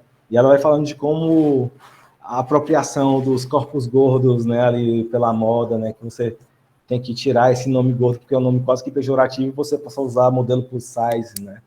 E como body positive, né, uma coisa assim, né? E também tem muito forte do jornalismo, né? Uhum. Você vai fazer qualquer... antes, assim, eu lembrava, né, que qualquer matéria sobre o verão, falando sobre aumento de temperatura, era foto... A imagem, geralmente, era de um termômetro e tinha alguma mulher de fio dental, né? Uhum. Aquecia ou esfriava. Fernanda. Não, só para dizer que, como você trata da publicidade, né, e faz toda essa contextualização política do que está acontecendo para a publicidade estar como ela está, toca muitas áreas, né? Você mesmo falou aí de uma pesquisa que até eu anotei aqui, da Laura Correia, né? Pais brincam, mães cuidam, porque a minha pesquisa agora no doutorado está relacionada à maternidade. Sim. Também, sabe? Maternidade, maternagem, essas ideias que se tem através da mídia, né? Tanto da mídia tradicional quanto da publicidade sobre o que é ser mãe, o que as mulheres estão discutindo ali nos grupos de mães. Sim. Aí, Bruno, é um pouquinho assim, um pé assim de tentar ver que alguma coisa acontece ali naqueles grupos de mãe. Aí eu tento olhar um pouquinho pelaquela perspectiva do consumo político, né? Eu tento ter essa hipótese assim, como é que se diz, mais otimista, mas estou no processo de investigação, não se sabe ainda o que tem, estamos vendo. Tem uma tese lá na SPM que foi defendida, se não me engano, ano passado, que também é sobre a maternidade na publicidade. Né? Pode ter algum material mais atualizado aí, porque a da Laura é de 2008, né? Foi quando ela terminou o doutorado, né? Então, depois eu vou dar uma olhada.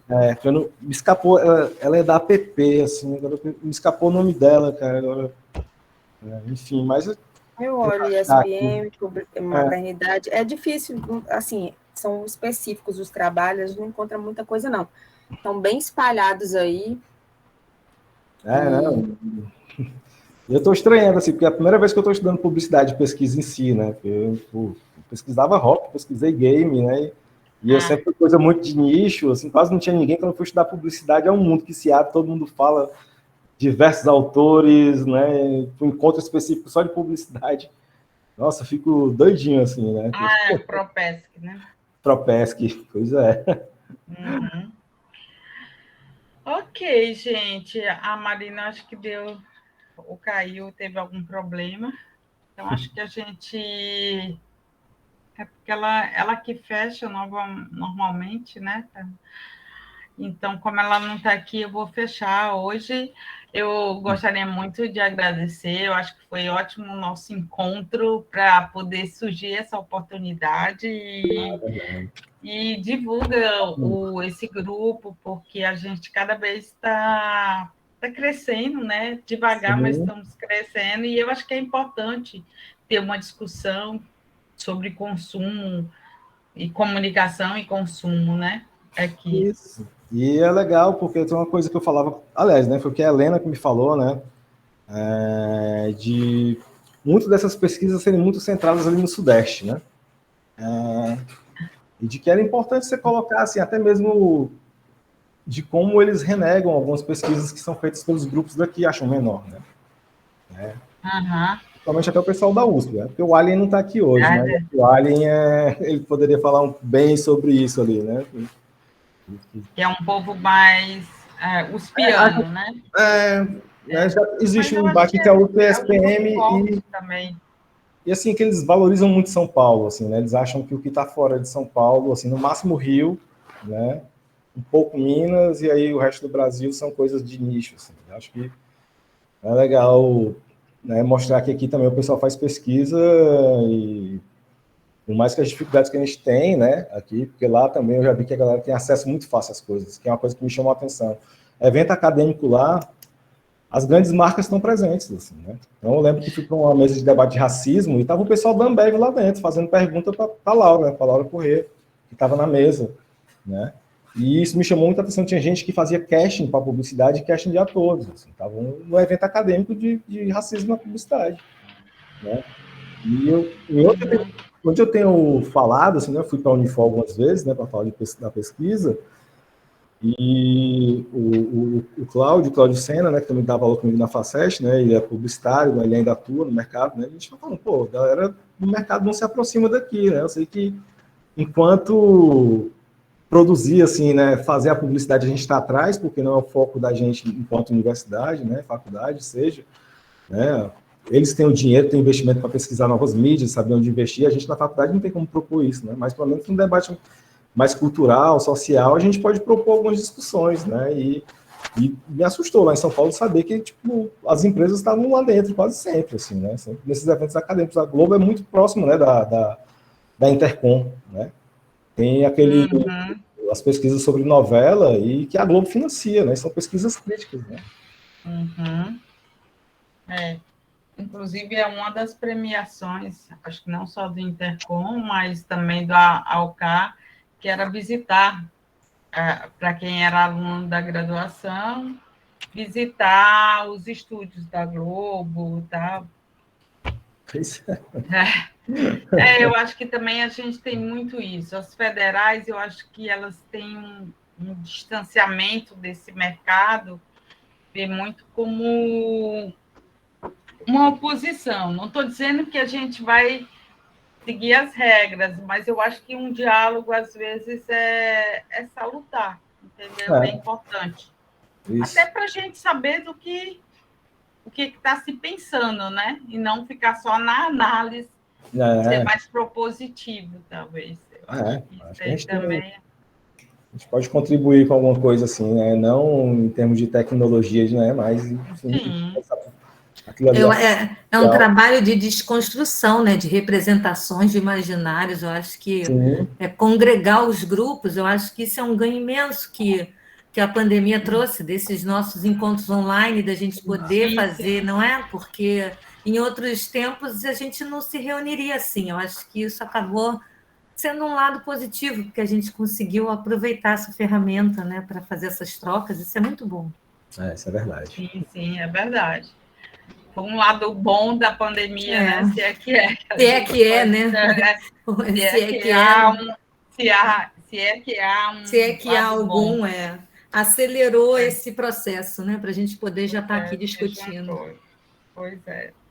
Pois, gente, muito obrigada. A gente, daqui a 15 dias, vai ter um novo encontro. A Marina deve colocar no perfil do Instagram do grupo. E eu agradeço, nós agradecemos a participação de todos e todas e todes, né? E, Bruno, a gente vai conversando, quem sabe você também divulga o grupo, né? Fala acho que é importante, porque a Marcela foi para o outro grupo, né? Que é de cidade. Cidades, né? Ah, tá. Achei que fosse tudo uma coisa só, né? O Giseu é um só, mas Muito aí bom, ele né? tem 2 linhas. Sim. Então, uma é comunicação e cidade, e a outra é comunicação e consumo. Aí tá. São Minha orientadora tem isso também. Um é digital e o outro é sobre idadismo. Assim. Pronto, é mais ou menos isso. Porque eu tenho orientando tanto de uma linha quanto de outra. Aí eu tive que dar uma dividida aí. Oi, gente, boa noite. Muitíssimo obrigado. Novamente,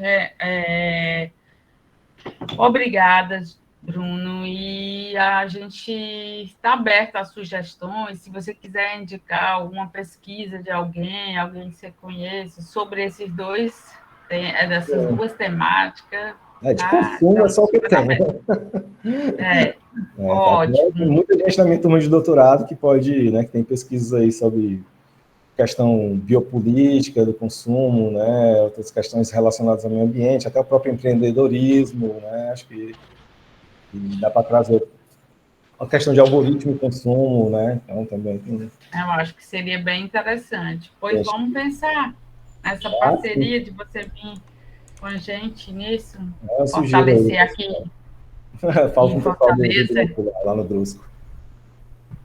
Tá ótimo. Oi, gente, boa noite, muito obrigada. Acho que a Marina deve ter um problema. A Jordana gravou e depois eu passo o link para vocês. Eu passo para a Marina e passo para ti, Bruno. Tá bom? Tá bom. Ok, boa noite. Boa noite, gente. Boa noite, boa noite. Boa noite, pessoal. Tchau.